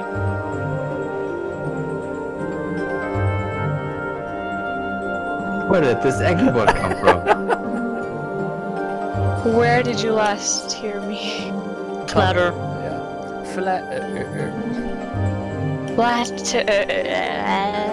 Me. What is it that I can help you with? What is this place? Because I'm blind. This is the brothel of slating intellectual lusts. She studies you for a moment. I take it by her question that you did not intend to partake of this establishment. Why not? Oh, because I brought friends. Oh, maybe.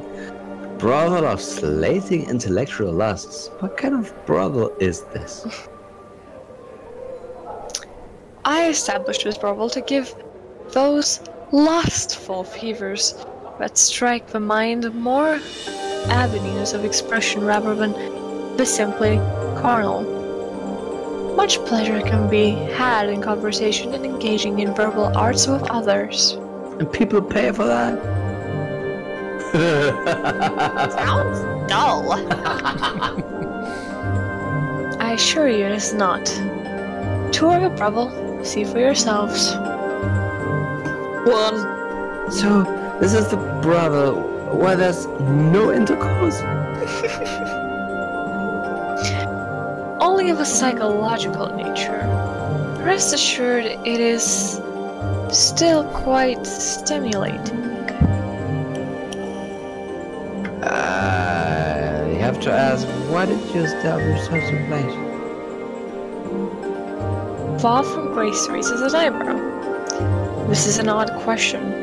She frowns. I don't think anyone has ever asked me that, at least directly. What? My apologies, Lady Grace. I didn't mean to be so direct. I was merely curious. Oh, no apologies are necessary. I am more than happy to discuss the reasons with you, if you wish. They are so stimulating. I would like to hear them, yes. Part of the answer to your question requires that you know that I am a member of the Society of Sensation.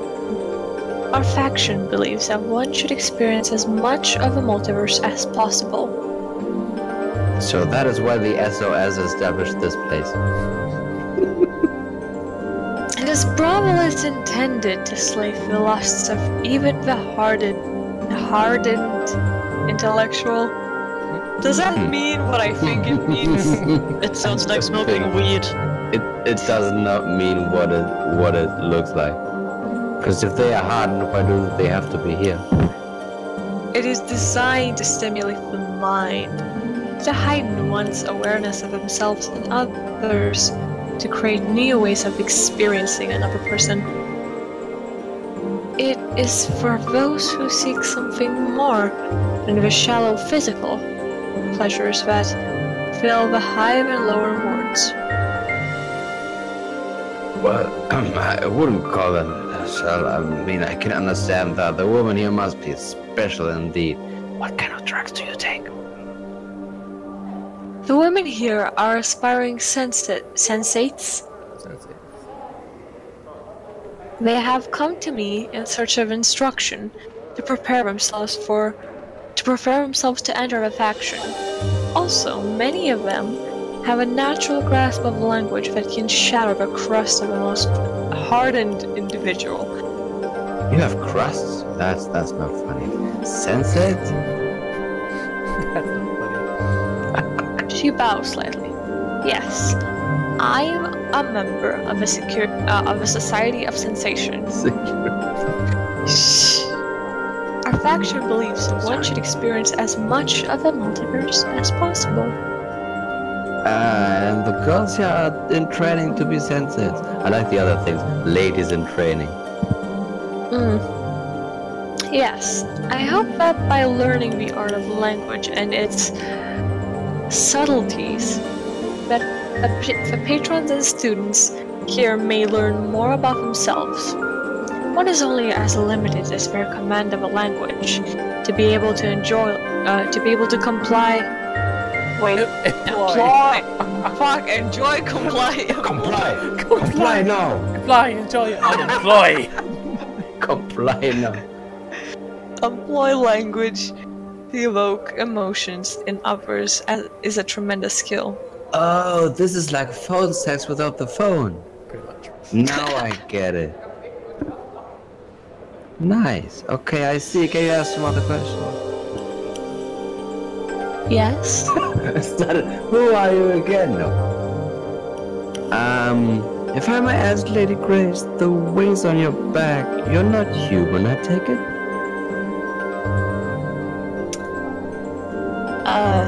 Should I? Sonia. What voice did I give her? Yeah, but what voice did I give her? Powerful. Yes. She's one of a fans, one of a succubi she is. She'll take your measure, then she'll take your soul to the lower planes, so she will. I did see we had higher planes. I did see we had the option to to ask her if she wants to join our party. Your companion is correct. I am a lesser Tenari. More specifically, a succubus. Suck. Perfect place then. She gives A soft sigh. I'm afraid we're a little too common in the lower planes and elsewhere for our own good. Most of my race spend their time seducing mortals with various pleasures of the flesh. And you? I like to think that I have distanced myself from that. It is ultimately a trivial and non-productive way for one to spend one's time here in the multiverse. There's so much more to life. Wouldn't you agree? Wait, sex is not productive? Yeah, that's the definition of being productive. Perhaps so. Can you, Sure. So, hang on. Oh, 6. Have you ever heard of a night hack named Ravel? I am familiar with the name. Fall from Grace pauses and thinks for a moment. Rumors cluster thickly about that name, and most tend to discount her as myth. But I suspect that she did exist and that she made quite an impression in the cage during her stay here. She looks puzzled. Why do you ask? I intend to seek her out. Grace raises an eyebrow. Truly? I find myself compelled to ask why. I need information that she has.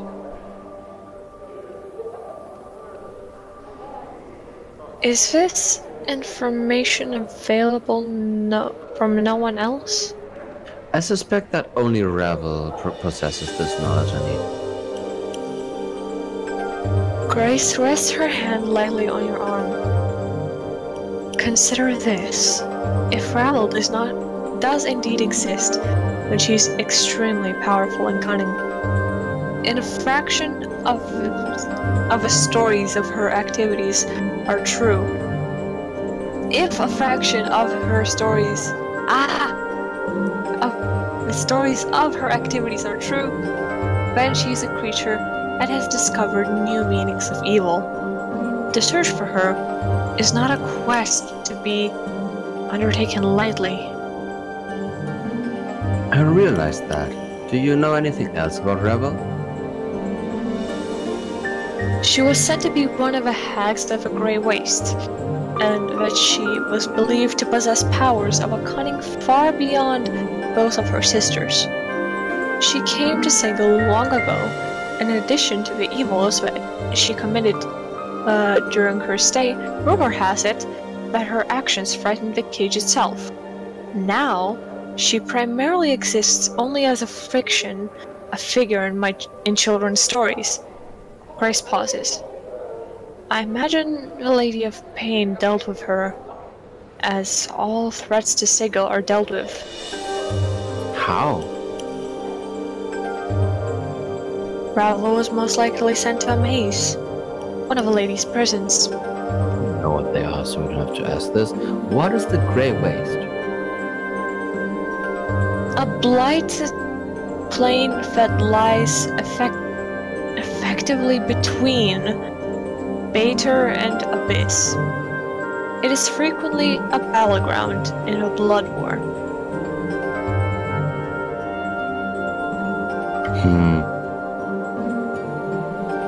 Is there anyone else who might know about her? Someone in the Fest Hall may know more of her. Free and Right. ask if she can join. Yeah, okay. Would you like to join me on my travels?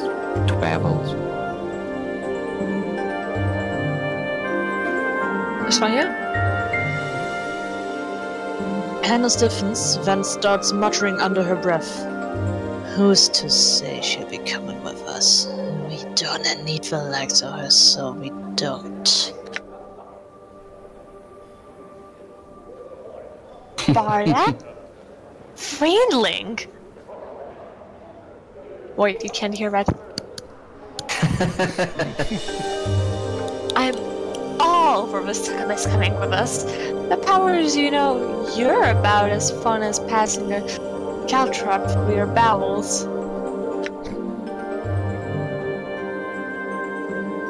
You'd best let your bone box go, or I'll rattle you so hard they'll be picking your teeth off the spine.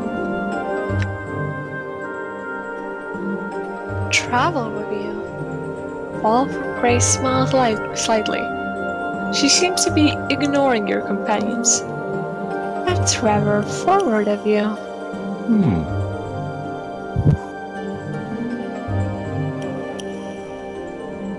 Should we sugarcoat it? I think I like number one. I'd rather be honest with my intentions. You seem extremely pleasant and well versed in the ways of the planes. A companion with that kind of knowledge would be welcome. Hey, wait just a minute! I'm the one well versed in the planes. That's my job, Chief. You don't have to get all eggy pot on me. Having two people knowledgeable about the planes in our band seems very smart to me. Besides, I said pleasant too, Marty. Pleasant on the eyes, maybe. Looks to me like all some shit has to do with show. What? Good God. What? He glitched there. I saw that. Looks to me like all some shit has to do. No. Just show a little skin, and you'll sign her right up. Or he falls silent. Not that I mind that, really. I just thought I'd mention it. Shut up, Marty. Hi, come with her. And stimulate us with words. I appreciate your candor. I shall canter with some of my own. Why should I travel with you? One? I wonder. She started this place, so like. So but- free? Yeah, I'm wondering if that is a smart thing to say, but I think she has started this and it's running without her doing much, I guess. She has this place working for itself, and now she could be looking for something more to do. On the other hand, if she's the boss and the others are just ladies in training, maybe there's one then left to train them. Right. You can get Fall to Grace to join your team, I know. but it's tricky. So we are not charismatic enough? No, it's all about the choice and how you approach it. Yes. So 3 and then 1? I think 2 is really out of options here. Two is not good. 2 is too condescending. If I had a memory, I would have remembered what she is into. If she more is into the information stuff or more a curious type of thing. Well, she herself said that she doesn't like her other succubi because they just tend to the, body stuff, which bores her. Right. I think we should go for number 3. You're a sensei. Surely there must be a limit of how you can, how much you can learn here. I think you would be surprised. If you want me to accompany you on your travels, I need a far more compelling reason than that. Then we should have gone for 1. Shit. Yeah. Well, let's try to go back and go around the thing and try again. Join me. Blah blah. Blah blah. Man. Yada yada yada. Okay. Yeah. The first 1 again. Yes.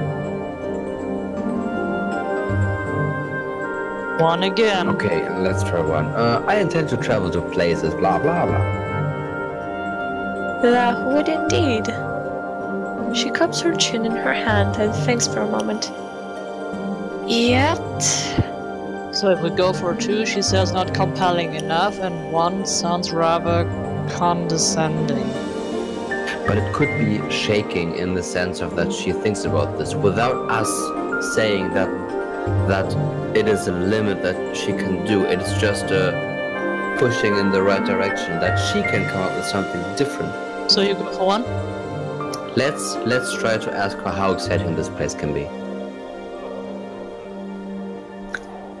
Damn it. So I Okay. guess we need to do something for her first. Yeah, no. Let's try again, and then 1 and then 3. That's the way I am, maybe?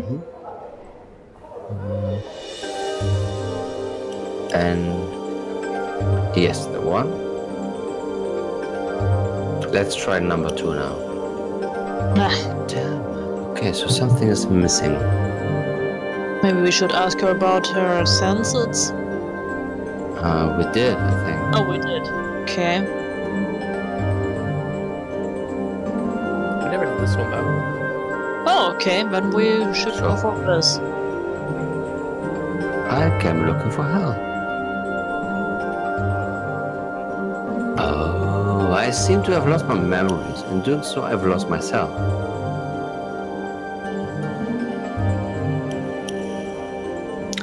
You've been... What's the word? What is it? Stricken with amnesia? Fall from Grace looks pained. How terrible!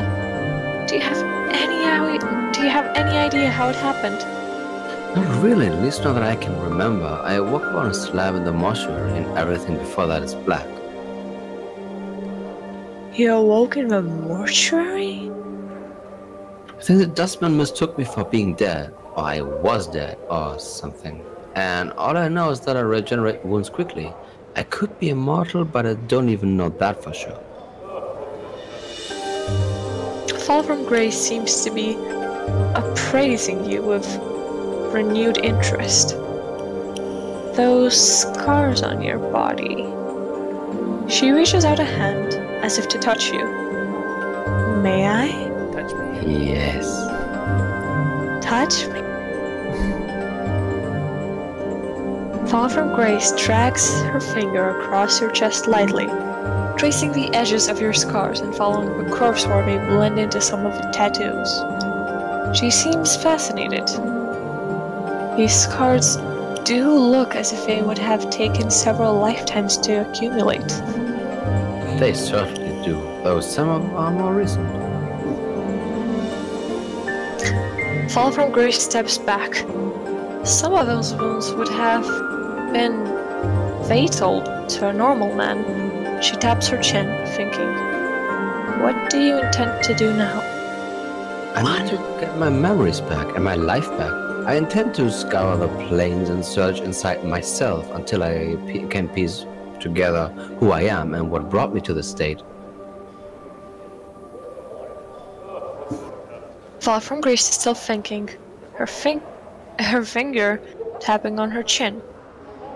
I must say, I've never met a man who had lost himself in the literal sense. She raises an eyebrow. Forgive me, but your condition is intriguing.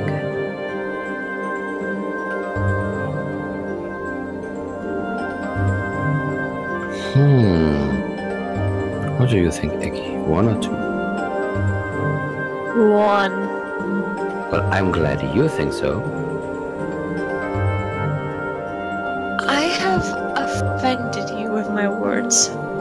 Fall from Grace bows her head. I give you my apology if you will have it. Apology accepted. Fall from Grace nods. If it will help, you're welcome to tour the brothel. Several of our students are well-versed in verbal arts. Perhaps some of them will be able to rekindle your memories. I may do that. Can I ask you some more questions first?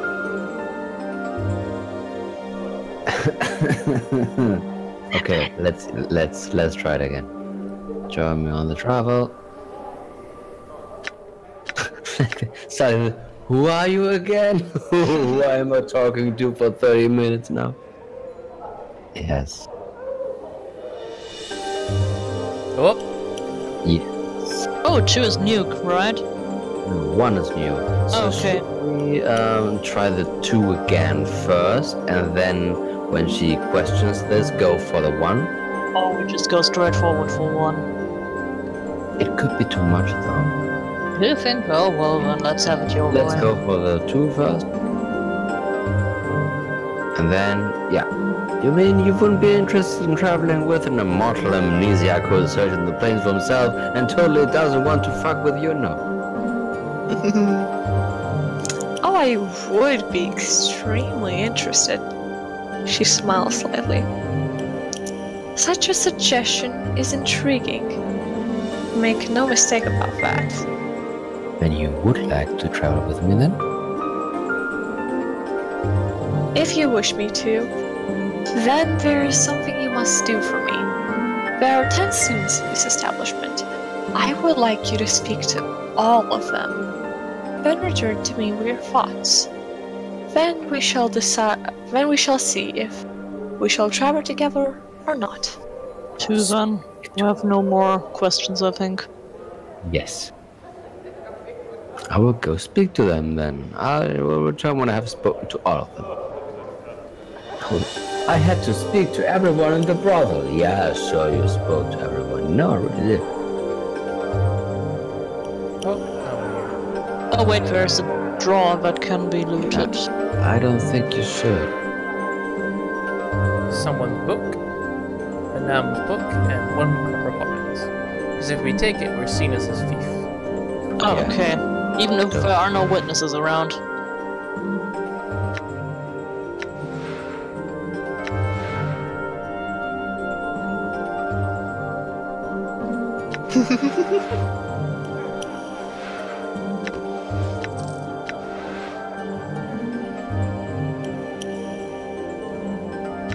Nothing happened.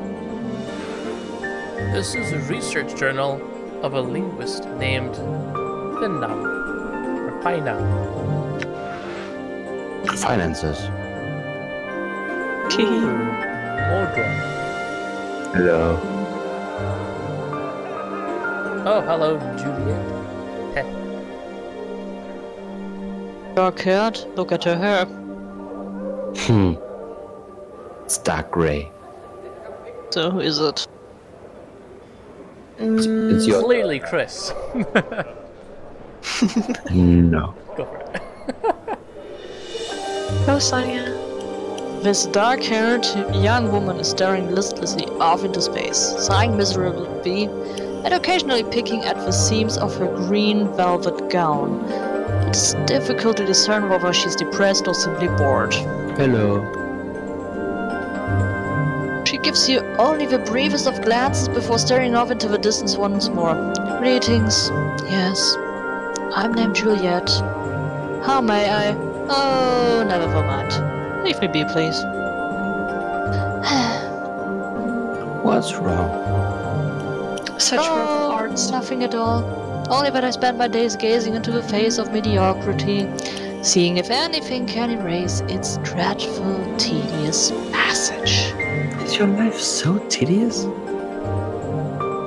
Alas, it is. Wait, messaging her temples? Like this? Oh yeah. Dreadfully boring. What did you think she was massage now? Hang on, let me just... perhaps I could make it less boring for you, my lady? Milady. No, it's kind of the tougher though. I'm already with a man, sir, and I do love him dearly. It's just that I wish something more of our liaison. Is the relationship lacking then? The only thing it lacks is excitement, sir. Our family took the news of our courtship splendidly. His siblings love my siblings, and our friends think our union to be blessed by the powers themselves. All fine and good, but things are going so smoothly. It's not right to have such a trouble-free courtship. I don't know about that. dost thou not? Hast thou ever had such a courtship? 'Twould seem that thy life is filled with a variety of problems, judging by the pallor of thy skin. I can't remember any courtships I've had. The remnants of the ones I have encountered suggest I might have some problems. It's just that all my friends have such interesting relationships. Ones fraught with turmoil, feuding families, daggers at one another's backs, poison, mad siblings, and irate fathers with large swords. I have a lover whose family loves me and whom the world loves. A great source of annoyance. How I wish I could formulate some way to spice things up. I have poisoned cheese. You have some poison. Marty floats close to you, whispering, I feel sorry for her lover. He doesn't know how bad he has it. And shit like this is nothing but trouble.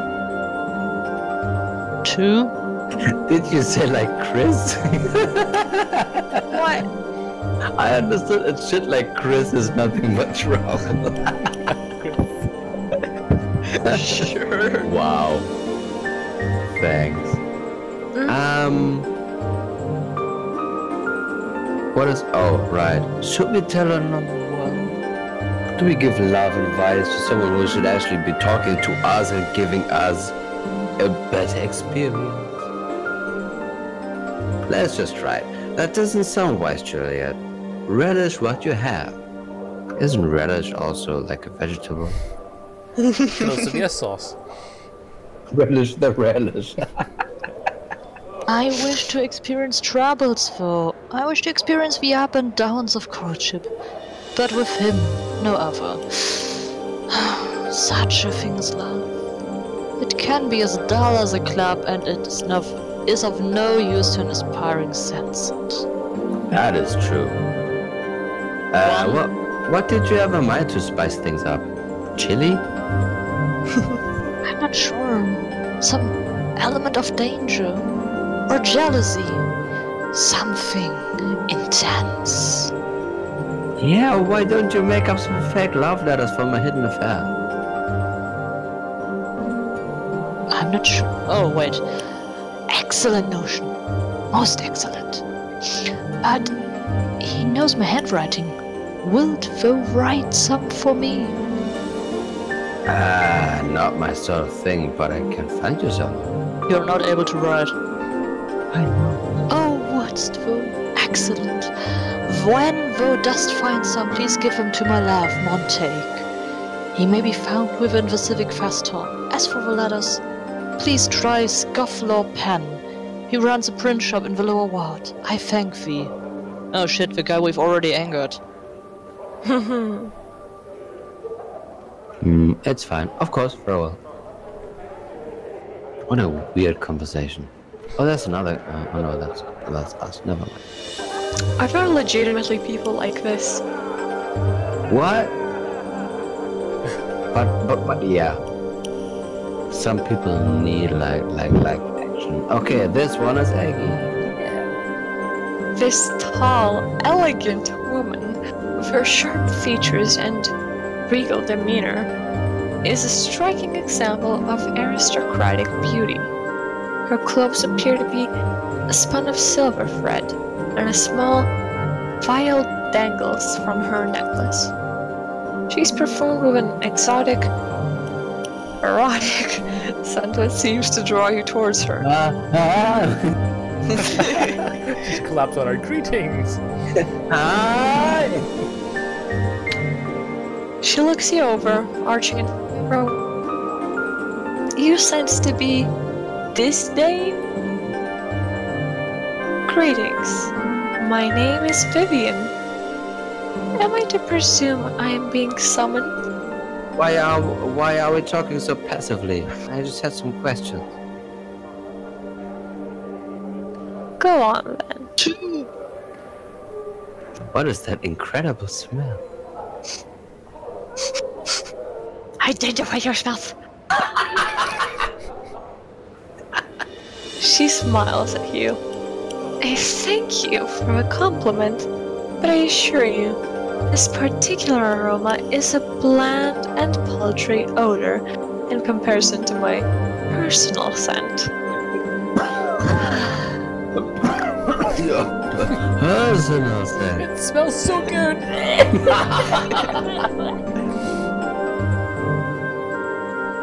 Yes, I have a particular scent that seems to have gone wandering. It is somewhat difficult to keep it in one place.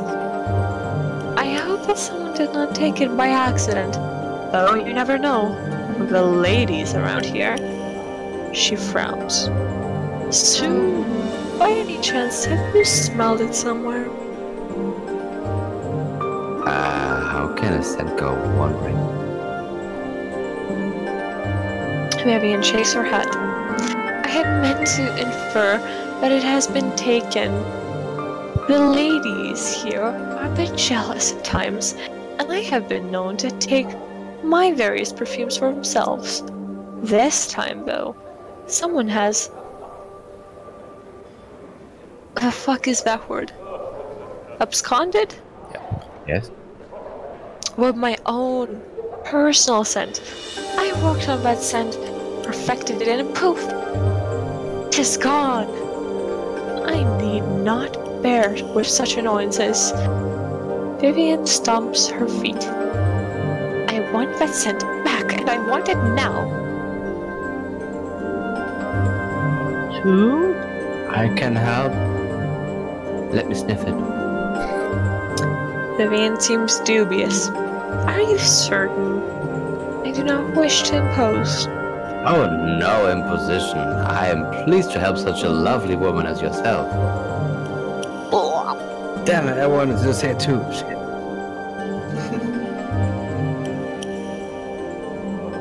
Anna mumbled something angrily. You catch the words piking and agent stick. Vivian smiles and nods at you. You are too kind. Very well.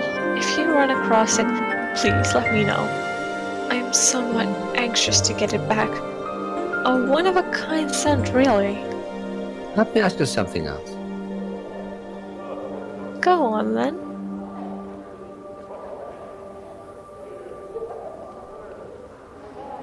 Three? Do you know anything about River Puzzlewell?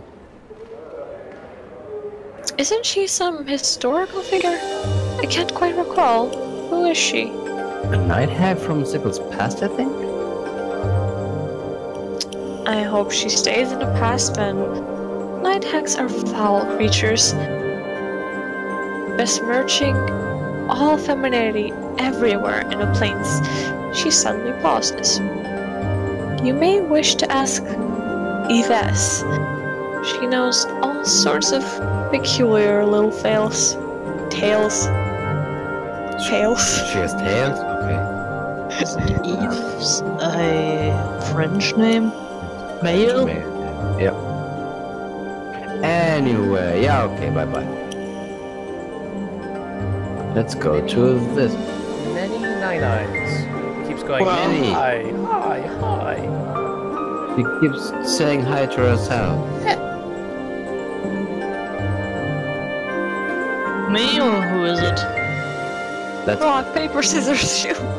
This petite, attractive young woman is smiling blissfully and humming to herself. Her white, pale blue eyes seem to constantly drink in her surroundings as she looks about. hi. Hey.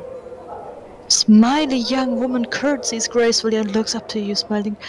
Well met, good sir. I'm Nen.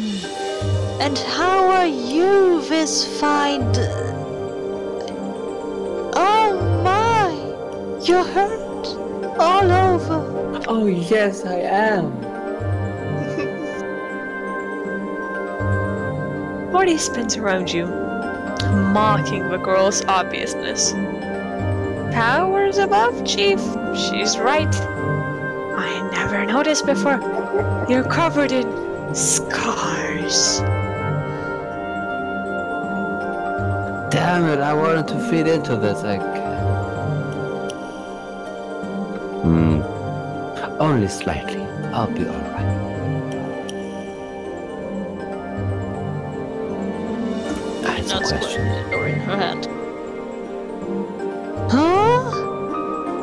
Oh, how shameful of me. Don't mind my rude staring. I'm named Nanny, and I have amnesia. And it's my great pleasure to welcome you to our brothel for the slating of intellectual lusts. You have tattoos under those scars too. What's that one? That one's... Looks fascinating.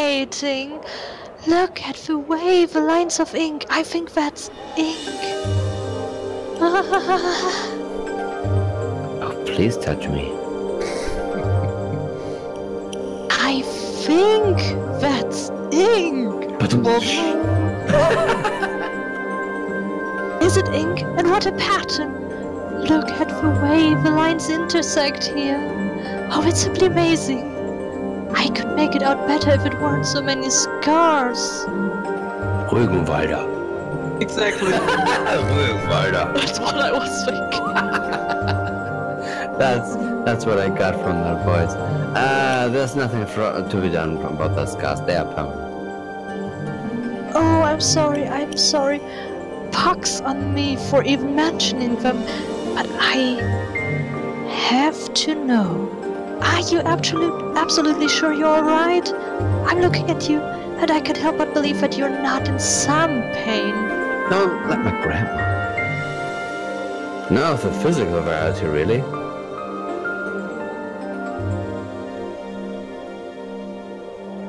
Click it. Oh, are you hurt inside? In the head?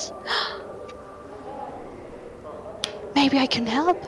In fact, I know I can. Part of a sense training is to learn how to draw hurt from others. My mistress says, a sense it may draw pain from a wound and bring it to oneself. But nonetheless, I can help. May I try? Please say yes. Say yes. Yes.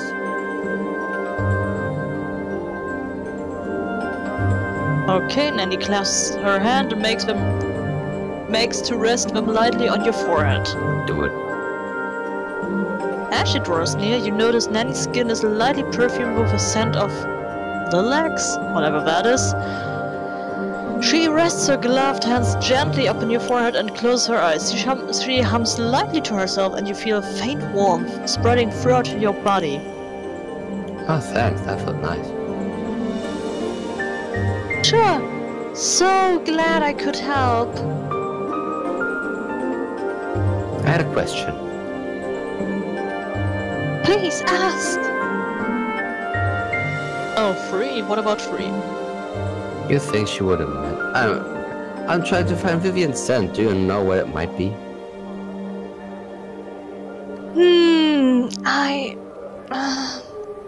What?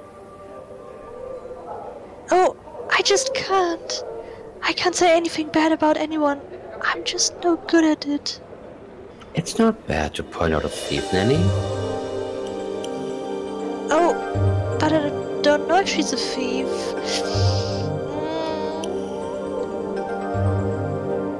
Look, why don't you try and say something not nice about her? Oh, alright. Oh, I dislike her very, very much. Was that convincing? Not really. I'm back. I knew I wouldn't be any good at this. You know how hard it is to say things about someone. It feels so wrong. Why did you practice on me, Nanny? I suppose I could try. You big, mean, nasty brute. Meanie. How was that? Try hitting me. Then he clams her hand over her mouth. Oh, I couldn't. I mustn't. How does one hit somebody anyway? Isn't this why I'm here, for fuck's Go ahead, do it lightly if you have to. Remember, I'm a mean, nasty brute. I deserve it. I've been a bad boy. Oh, I'm sorry. Did that hurt? Tell me you're okay. Oh, damn, I've never been hit so hard. It's the best game ever. Oh my. Oh, I didn't mean to hit you so hard. I'm sorry, sorry. Don't ever say sorry. Say it better, get used to it. Better get used to it. You need to frown when you say it. Say it sternly with conviction. Nanny draws the tiny frame to its full height, balls her hands into fists, puts them on her hips, and scrunches up her face in a cute scowl. Better get used to it! Nice. What are we doing? Oh, don't you excellent me like I'm some backlicker looking for your approval. I am my own woman, and this woman is about to walk out of your life unless I get some solid commitment. Alright, that's enough out of you, Nanny. Nanny? Take this! And this!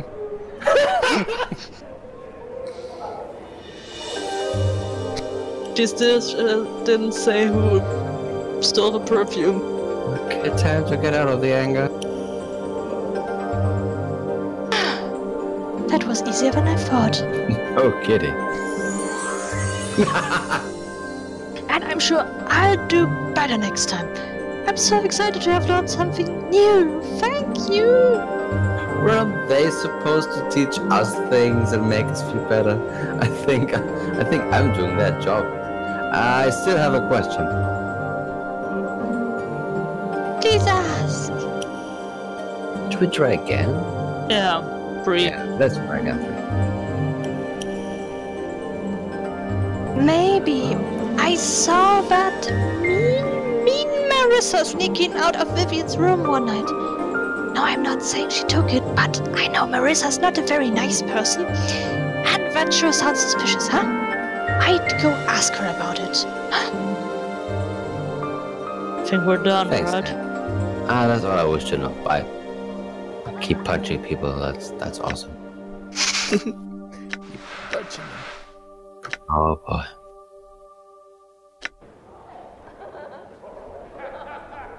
How do you even hit someone? Well, we'll wait for this. I'm gonna reset. Don't you want to talk to everyone anyway? Good. Well, we should, and then come back, and then... Maybe we lose trace. Me or Aggie? Back and forth, Turn. Aggie. I guess, yeah. The striking young woman has skin the color of burnished copper. A translucent white dress, held precariously by golden clasps, is draped carefully over her shapely form. Hi. The woman nods and smiles briefly. The scent of her hair, sweetly perfumed, fills your nostrils. I had some questions. She nods. What can you tell me about this place?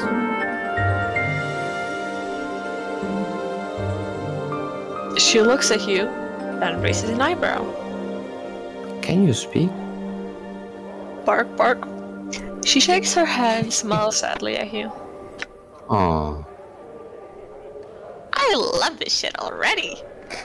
can you write then? Shit. A pantomime? I love this shit already. Martin loves shit apparently. That's fine. That's fine. She pouts, shaking her head.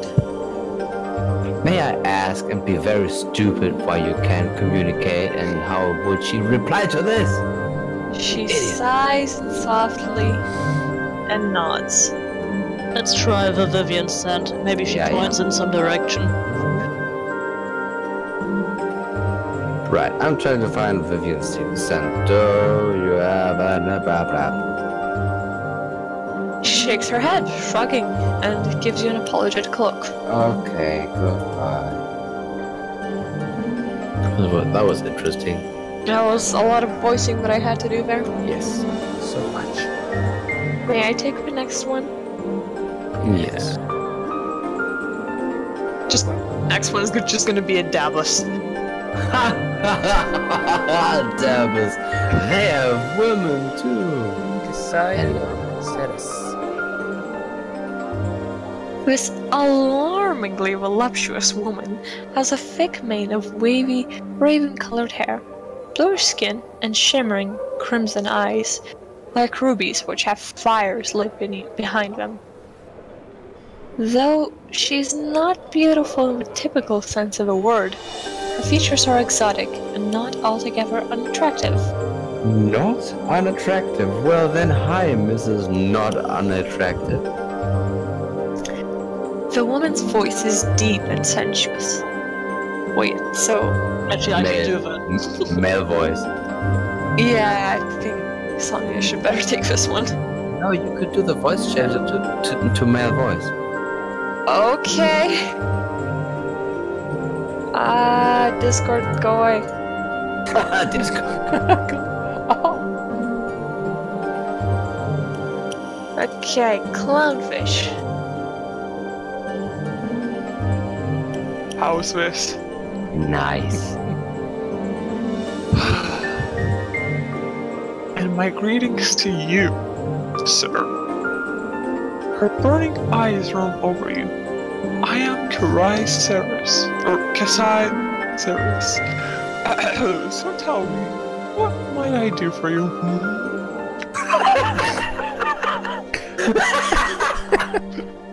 If you press Alt F4, it switches off and back on. What? Exactly.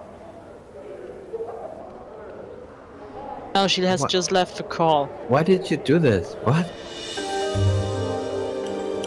What? Alt F4 is not this. Alt force. Oh no! Control! Control F4! Oh boy, what a... Oh boy.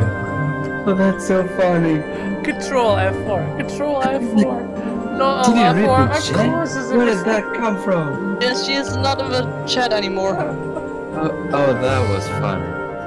Okay, shall I continue until she's back? You need to fix the cameras. Wait.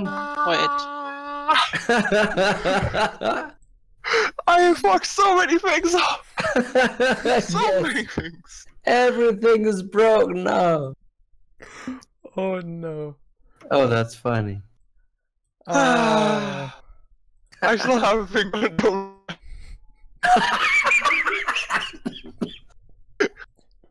How about this? It's all oh shit. Much better. Sure. How can I fix this? Oh no. I'm so sorry. No, it's my own fault. I told you the wrong thing. It was him. I thought, did you get this from Chad? Was he just trolled that he didn't think about this? No, he said this. He meant this. Try Alt F4. That always works. Next thing you're gonna tell me is to delete System 32. Oh god. Just uninstall it, it will fix everything. So it was not Alt, it was Control.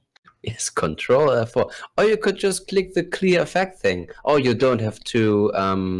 You don't have two screens. Never mind. Boop.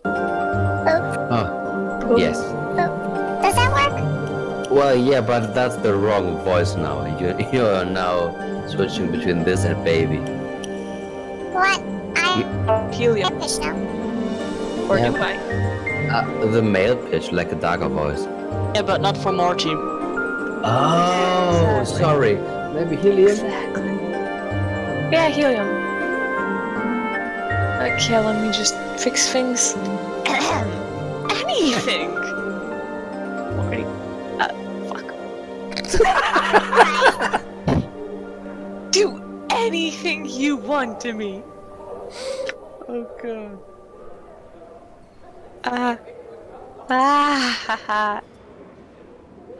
Now I need to change things. This is so messy.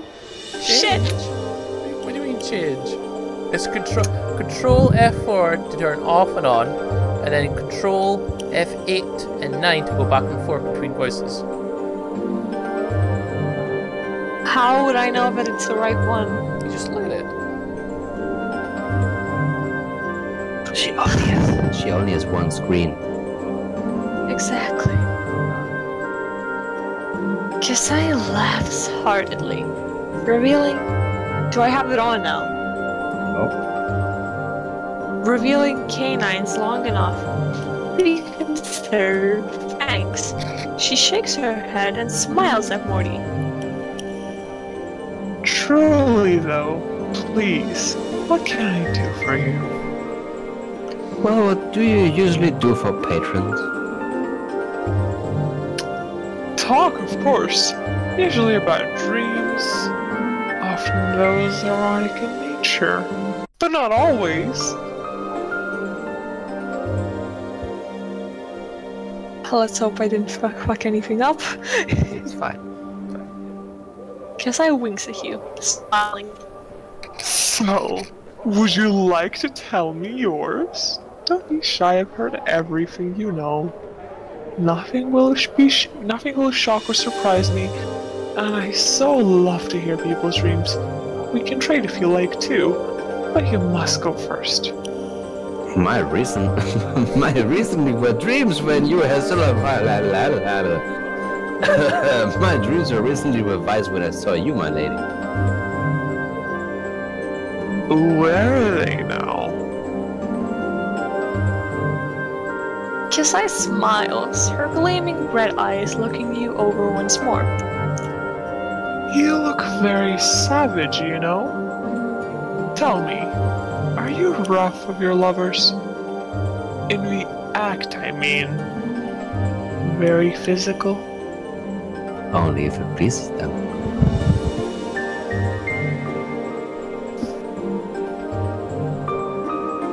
Kasai nods, smiling.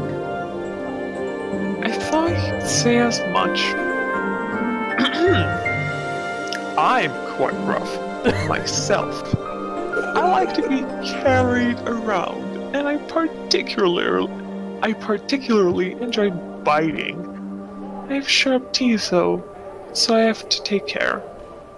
Sometimes I get carried away and draw a little blood, you know. You know?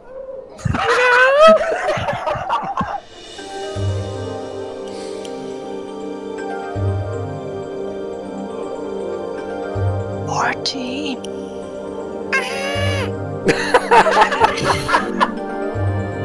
It's enough to make me weep. Whatever is this shit where I had a body? I know, right? I was thinking, if Morty had a body, he would be stiff now.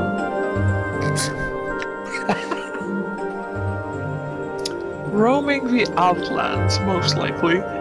But that was a rhetorical question, wasn't it? She winks at Morty, then turns to you again. Two? Mm-hmm. Seems to flatter her. I don't think I'd mind biting. Kasai laughs. I doubt I'd get through that thick hide of yours anyway. Do you have much sensation left in your skin? Oh, why can't we do like... Why don't you try it out, damn it? No, sadly, not really. The scars are very thick. Thick.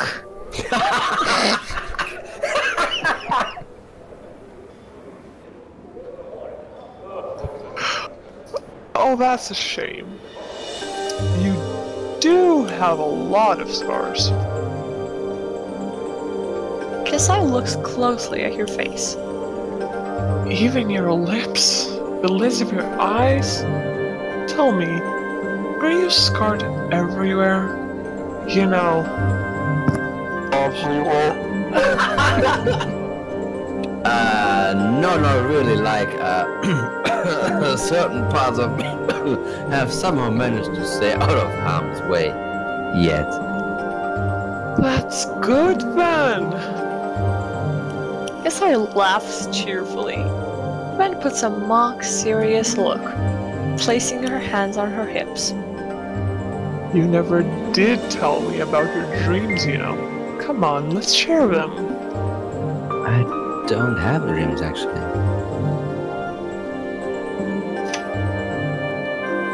Kasai arches her eyebrows in surprise. Truly? How sad.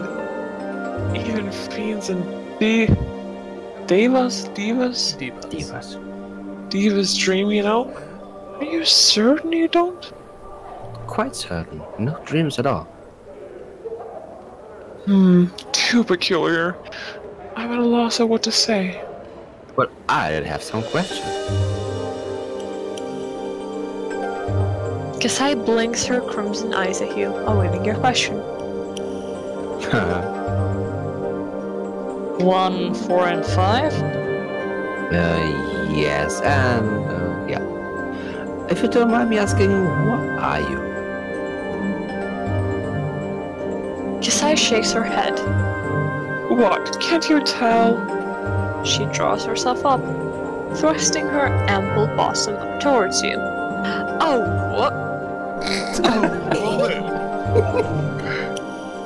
She raises an eyebrow.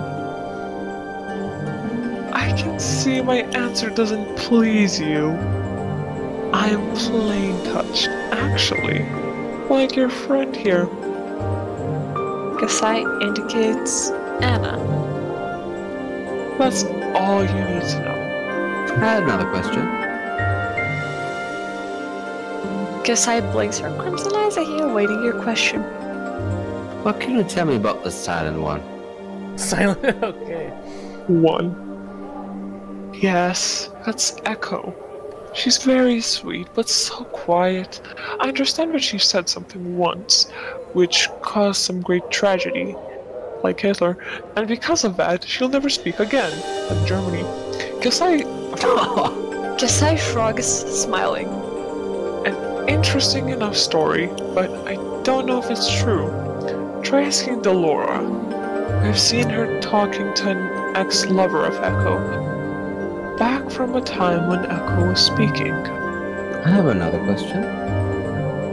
Laura, which means pain, by the way. Aha. I'm trying to find Vivian's scent. Do you know where it might be? No, I don't. Kasai frowns. Most of the women will say she's pretty, but she's always been nice enough to me, complimenting me on my eyes, and she smells so good. I hope she finds her own scent again soon. Try asking Nenny about it. She's everywhere at once and might have even seen something. You did, right? 1! You do have very lovely eyes, you know. Idiot. Oh, fuck. Speak.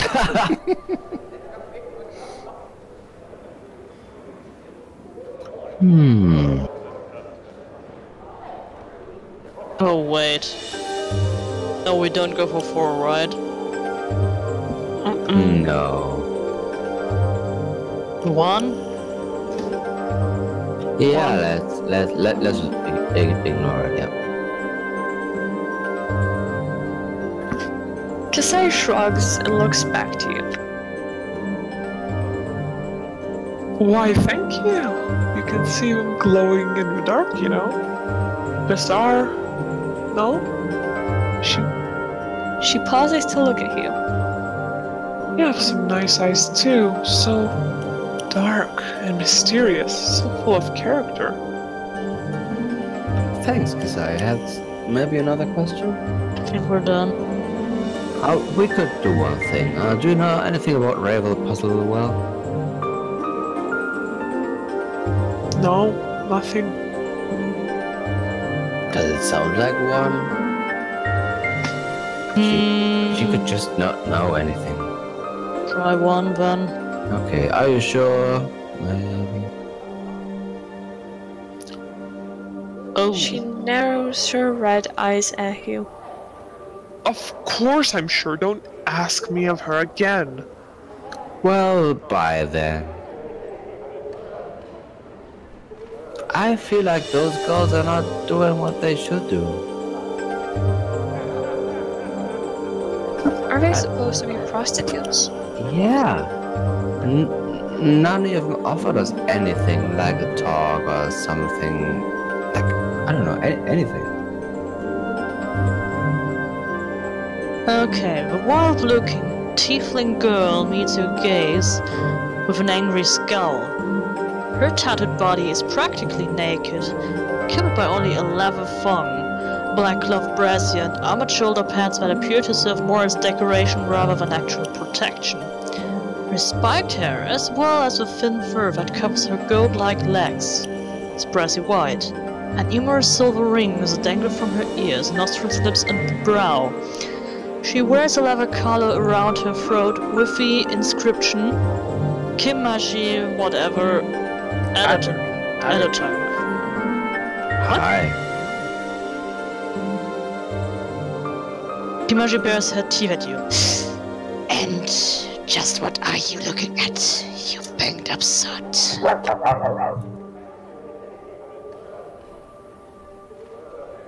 Hello, Morty. Let me give a voice. Well, you don't have a special voice for that. She does. Here I am.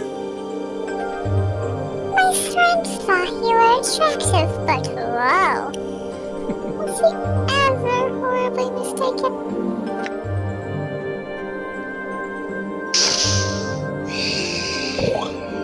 Sharp tongue for a stemless dead. Let them keep at it. Like, I'd like mine anywhere near if I had one.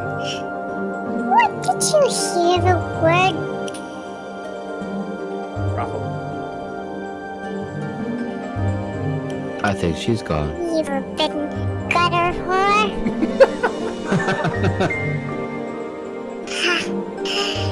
Can't believe they even let you in the door.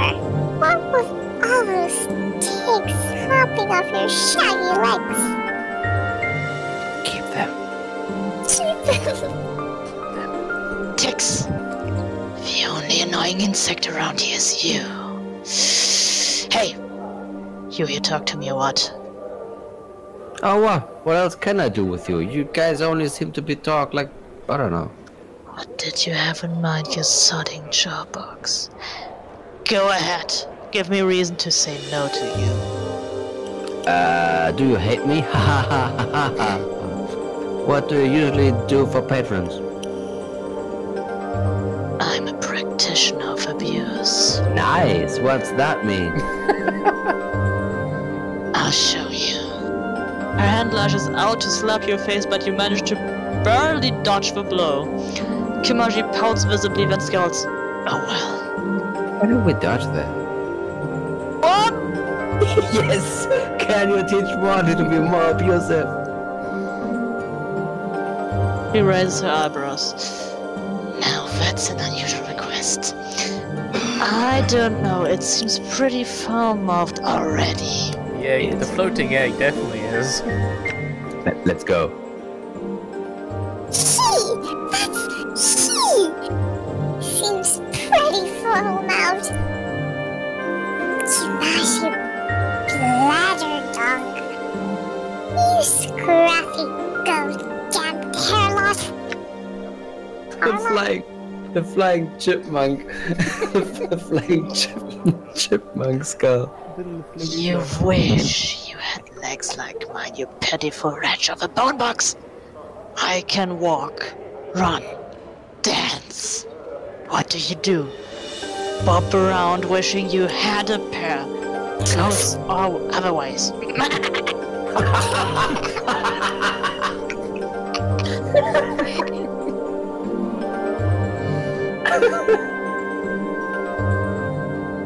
At last, the two stop the bickering, and eerie silence settles over them as they eye one another hatefully. Finally, the tiefling makes a grudging admission to Morty. You're not bad, really. Not bad at all. I liked it. No kiss. Better than you, perhaps? Morty waggles his eyebrows at her.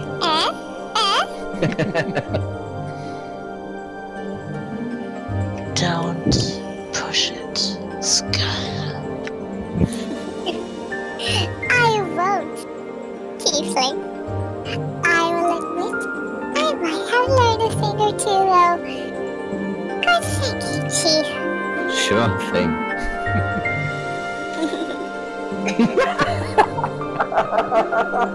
So, was that all you wanted?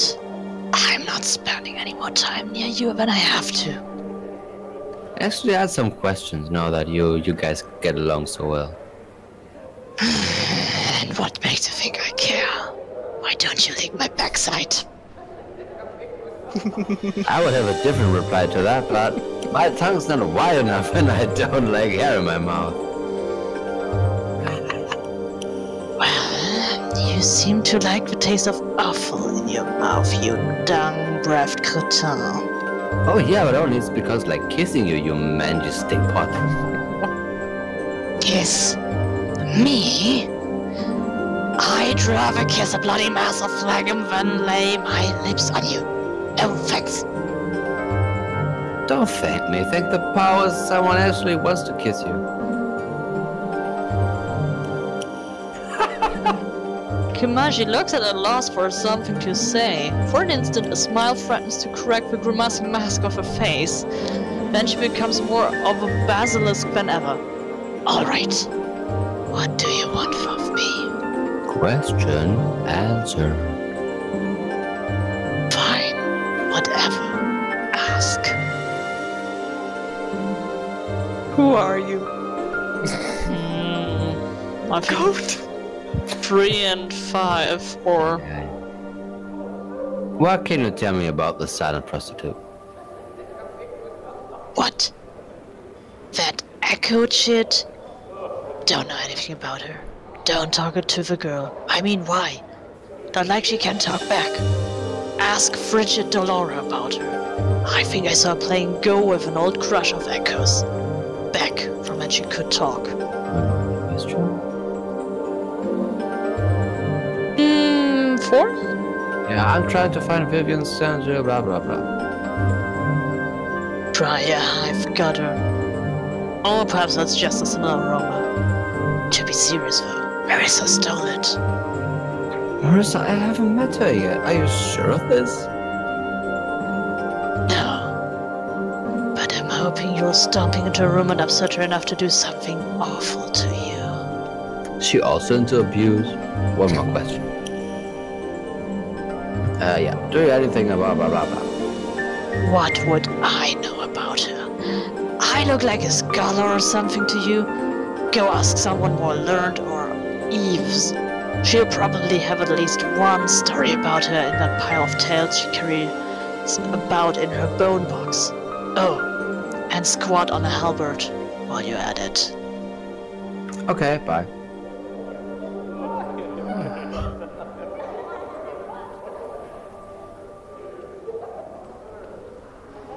We have Delora and Vivian. Vivian is done already. Delora's new. Should I go for it? This dark-haired, pale-skinned woman has a cultured, refined look about her. As she turns to you, you note that her eyes, which had previously thought to be grey, are the color of brushed steel. What a big difference. Hi. The woman's voice is soft, calm, and without inflection. It has a certain far-away quality, as if somehow not attached to her. Greetings. Oh, maybe I should, give me a second. Oh, I had the helium pitch on this whole time? No. No. Oh, okay. above this? It's detached. No? No, Nothing sorry. changed. Yeah, but is it detached sounding? No. What above this? Maybe you need to control a 5, F4 again. Control 4. Control F4. What about this? That sounds like inside a tin can. Well, her voice is supposed to be detached. I think it has nothing to do with reverb. It's not reverb, it's just a different sound. It's like more condensed. Like this? Like that? It'll change. I think we should not overdo that. Let's just go. Okay, all natural. Greetings. I am called Delora. May I serve you somehow? In what ways can you serve me? Everyone else is just doing bullshit talk. She blinks her eyes and touches her hand to her heart, bowing her head slightly. I am able to debate any scholarly or academic matter quite proficiently. If that is what you wish, I'm also well versed in various games of strategy. Should you wish to play something, though I have the materials for few such games here. Wait, what was first, the chicken or the egg? Egg. Okay, thanks. I was hoping for some of a more physical nature. Go, go, go. Delora seems neither intrigued nor repulsed, but answers in the same flat tone. Then you are mistaken. As to the purpose of this establishment, the Breville caters to lusts of the cerebral sort, and not those of the loins.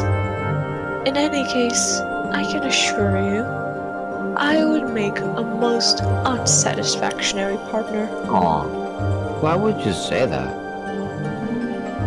That is simply my nature. Allow me to show you. She reaches out to touch her arm. Okay. Delora runs the back of her hand along her forearm. Her skin is smooth and dry, but cold like chilled iron. The touch sends a shiver down your spine and sets the hairs of your arm on end. Do not trouble yourself to ask who or what I am, for I will only tell you that this is simply my nature. Very well, you had mentioned debating. Delora nods. That is correct. I'm neither a tome nor a tutor. I have no desire to educate my patrons. Should you have a matter to discuss, however, the 15 factions and their effect on Sigillian politics, the most effective battle stratagems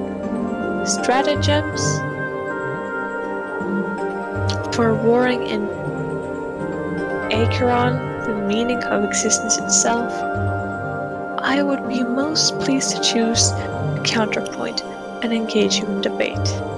Well then, let's give it a go. Number 1, choose a topic.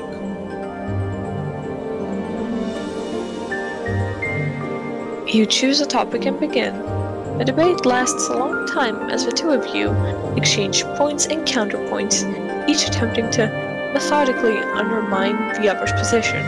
As you speak, a strange feeling begins to come over you, a memory trying to surface.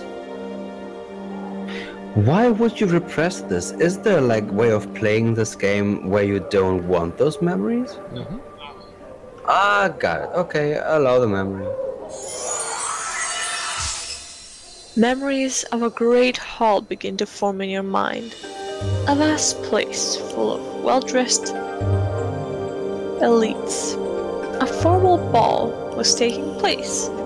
Before you was a small impeccably dressed fellow who wore a golden medallion. It was emblazoned with a symbol you dimly recall as a sign of one. The two of you stood in a circle of onlookers who have gathered to listen to your debate. Continue.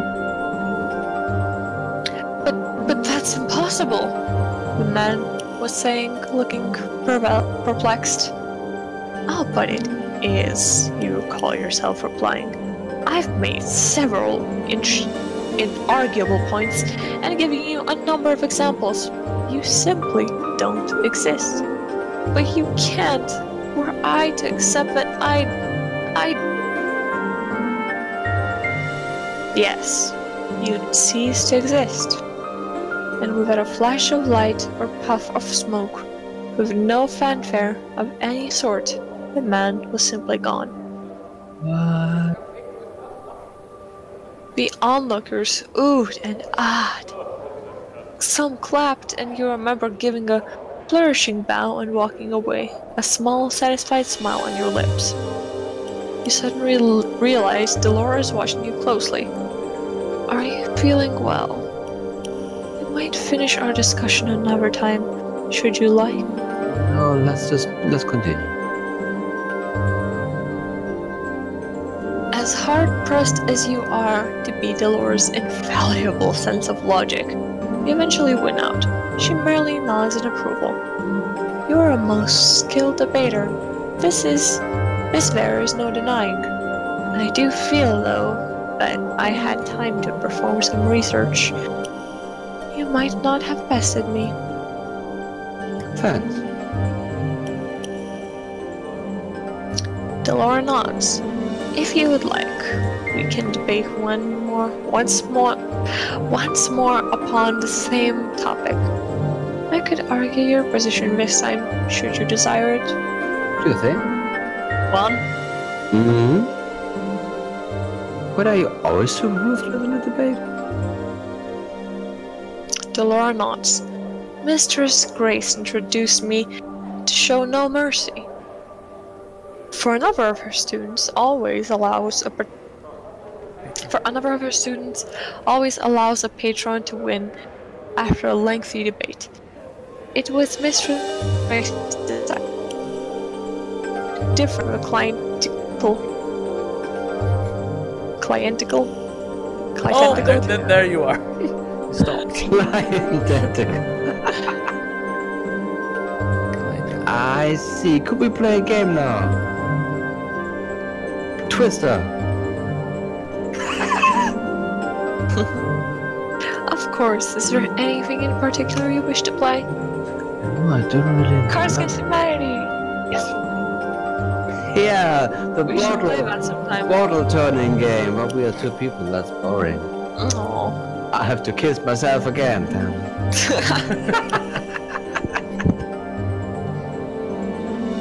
Yeah, let's go for one.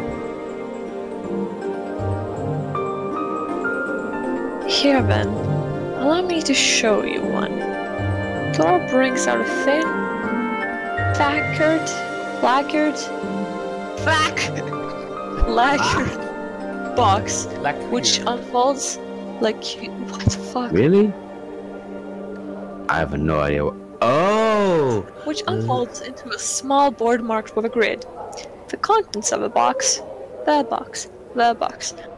is on fire, proved to be a number of polished stone chips, half of them black, half of them white. This game goes by many names. Shall I explode the rails to you? Explode! Shall I explain the rules to you? Delora explains the rules to you of the game. Fuck. Delora explains to you Rule number 1. Fuck. Finally. How the chips are moved, how one bests one's opponent. It seems somehow faintly familiar to you. Screen share mind. Yeah, same. It's fine now. The rules are simple, yes? Not really screws up. The Yeah. Great Master. Shall we play? This is unreadable. Yeah, what's happening? Is your internet broken? Yeah. No, it's his. It's not us. Yay. What's happening? Your internet is breaking. No, don't do It that. says you streamed enough. Restart.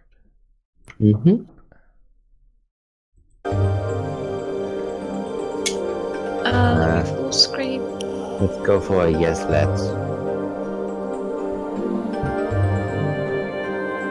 As you play, you came to realize that you've done so before. You recall various plays and strategies that have won you previous games, and you, what's the word here? Employ every trick you know to beat her.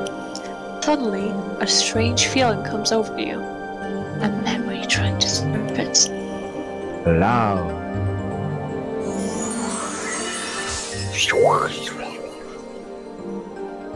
Memories of smoke fields of battle begin to fill your mind. Atop a great hill overlooking the fighting you sat, mounted upon a massive four-legged beast. The braying of horns carried your orders to the troops below. Continue. Even as you watched your forces divided, fleeing left and right as a foreign army fought its way up to the hill to slay the enemy. Lord, you. The fools, you had thought, lips curling into a wicked smile. My knights shall charge down the hillside and stop her advance in an instant. At that moment, my retreating footmen will fall to crush her fly. They're flying. Another be mine. Fuck. That was an eggy pop, wasn't it? Yes. Crush their flanks. Yet another victory soon to be mine. You suddenly realize Delora is watching you intently. Are you feeling well? We might take up the game another day if you so wish. Stop stopping me. You're just sick of me, aren't you? Because she's losing. I know, right?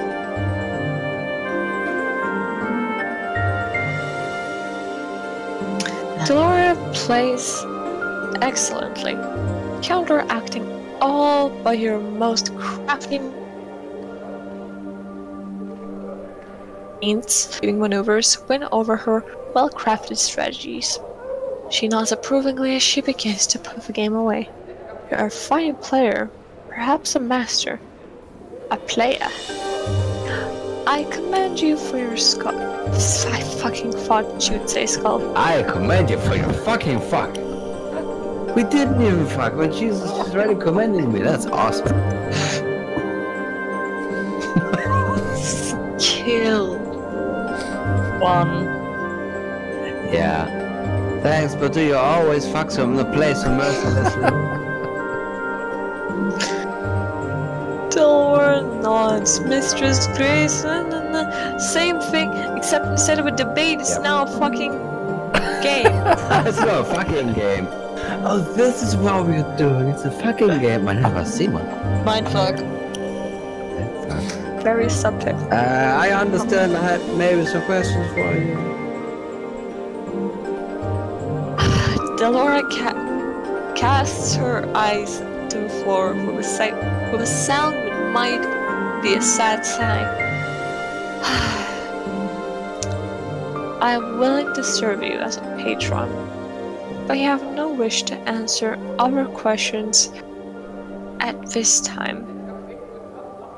My apologies, but I fear you shall simply have to bear with that for the time being. What's wrong? Anything I can help you with? She looks up from the floor and into your eyes. Once more you're struck by the pale smoothness of her skin, the cool depths of her silvery eyes. No, I fear not. My troubles are a matter of the heart. In time, I think all things shall be resolved. Are you certain there's nothing I can do? Certain? Delora pauses, as if thinking. No, I'm not. My first love. Merman. Merman. Possesses still the keys to my heart. So long as he has them, I shouldn't be free to love another. This is the cause of my melancholy. Aww. Then I'll find this merryman and speak to him on your behalf and take your keys back. Delora nods, the slightest hint of a smile appearing on her lips. She bows her head, ready to find and speak with Merman. I would be most grateful. He is a member of the Society of Sensation, so you may wish to ask him for him at the Civic Fest Hall. I'll return when I find him. Farewell.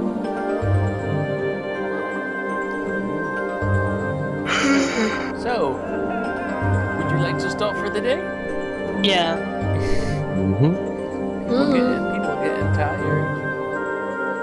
Yeah, and I think I was just unable to speak at the end there. It started out well today.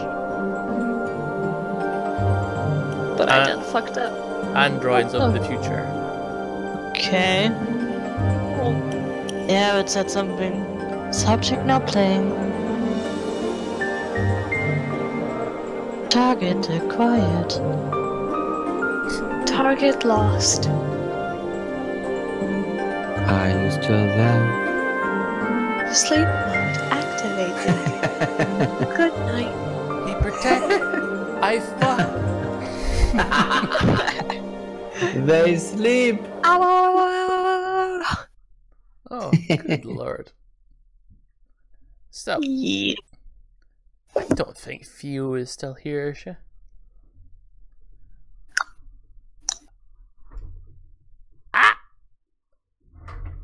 What? There's a parrot. Somewhere. There's a parrot. Oh my god. There's a parrot. Parrot. No. I don't think she's still here. Get away. I don't think she's still here. So, we'll put an end to this regardless, because someone may watch it. People have actually been watching the stream afterwards. Did you know this? Nah. Yes. Okay, Holy look shit. at it. And people If are you are watching this person right now, nice. So, but it's like 3 or 4 sitting down watching the entire streams. They keep popping up 8 hours watched in total. I'm like, what? But yeah, people are doing it. So, thank you for watching. People of the future. People of the future. And we'll see you in the next video, I suppose. Bye.